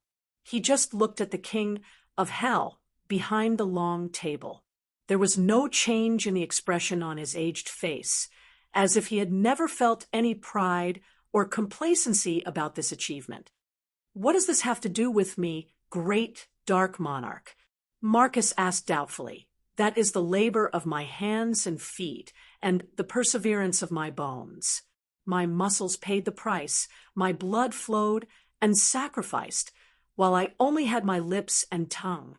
Now that victory has arrived, only my noisy lips and tongue can be praised." The great dark monarch did not speak. He seemed to be stunned. "Great dark monarch, from the beginning to the end, you have not favored me, but the world I represent," Marcus said. "From the beginning to the present, your enemy is not only me, but everyone behind me, all my companions. They sacrificed everything so that I could stand here, so that I could take their place and say what they wanted to say. But a useless person like me, who only had a mouth and nothing else, relied on this insignificant strength to stay far away from the battlefield. I could only watch as they disappeared into the abyss one by one, calling out in vain, unable to do anything. I did not even have the chance to fight side by side with them. Just like in the past, just like when the kingdom of heaven fell, those who sacrificed themselves, those who died in his place, those friends who did not hesitate to give up everything in order to protect him. Each one of them had far more value than he did. Each one of them should have been able to create a great cause that he could not touch in his lifetime. But because of his burden, they were buried in the past. Just thinking about their faces made Marcus feel like his heart was about to break. In this brief silence, the old man leaned on his wheelchair, gasping for breath, supporting his face with difficulty, staring at his opponent. Now, the victory they deserve has finally arrived, great dark monarch. Marcus seemed to be questioning, but also seemed to be talking to himself. How can I be proud of this? The great dark monarch did not answer. He just looked at him, looking at the soul of the dead, who wandered in a painful dream for 70 years. It was like looking at a fool. He sighed helplessly, but he could not help but want to laugh, because they're standing right behind you, Marcus. The great dark monarch sighed. Why don't you look back, idiot? At that moment, the old man in the wheelchair froze in place. Unbelievable. He turned his neck with difficulty and looked behind him. The moment the great dark monarch stretched out his finger, in the empty darkness, a distant wind blew, like waves in the ocean. A tide emerged. Endless phantoms stood there, like a tide sweeping over from the passing of time, converging into an ocean. They stood in the darkness with a smile, quietly gazing at all of this. They placed their last thoughts and hopes on the shoulders of their best friend.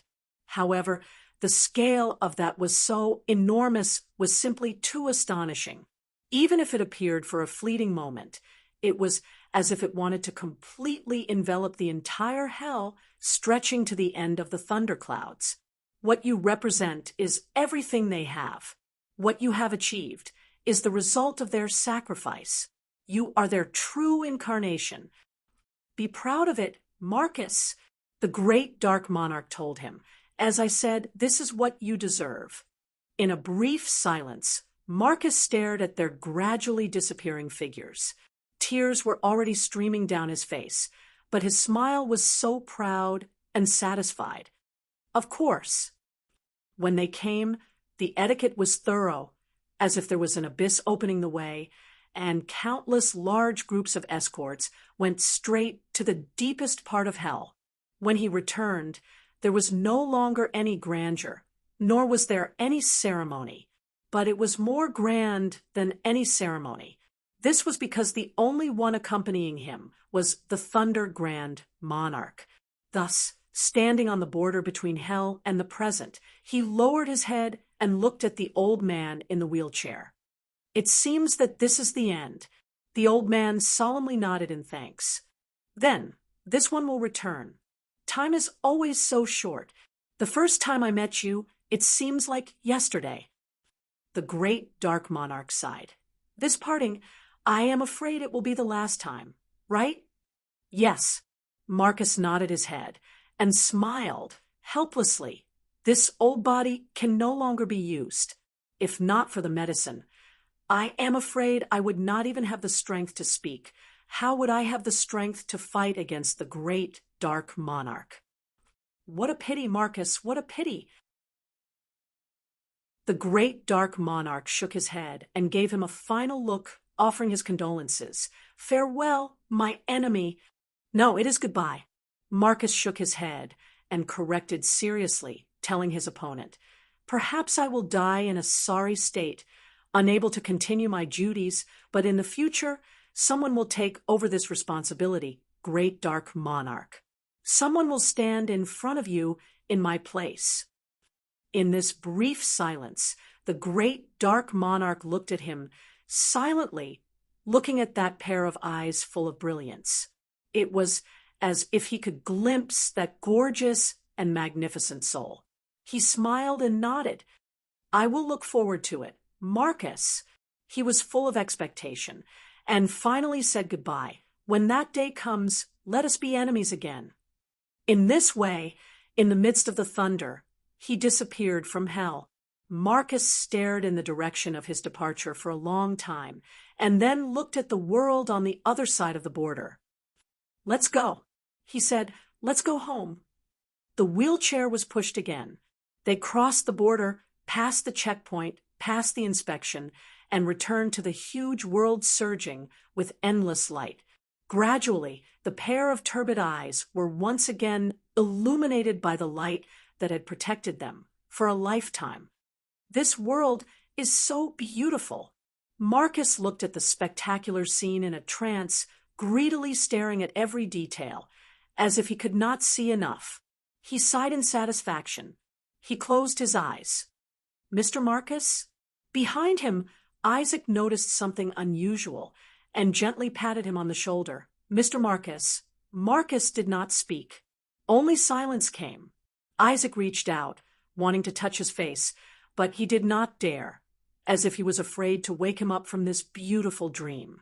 After a long time, he finally understood what had happened and hoarsely shouted his name, calling. Regardless of the splitting pain in his soul, he forcibly reached out, trying to grasp the time axis again and call back the lost time. But Nakajima stopped in front of him and shook his head. Isaac looked at him, pleading with his eyes. Nakajima avoided his gaze, unable to do anything. In this silence, there was a vague, choking sound. The old man in the wheelchair had already stopped breathing. Only the light of the morning sun illuminated the smile on his mouth. So satisfied. Everyone, I am back. You're tuning in to the Mystic Fist YouTube channel. Don't forget to subscribe and join us on this journey to catch the most captivating stories.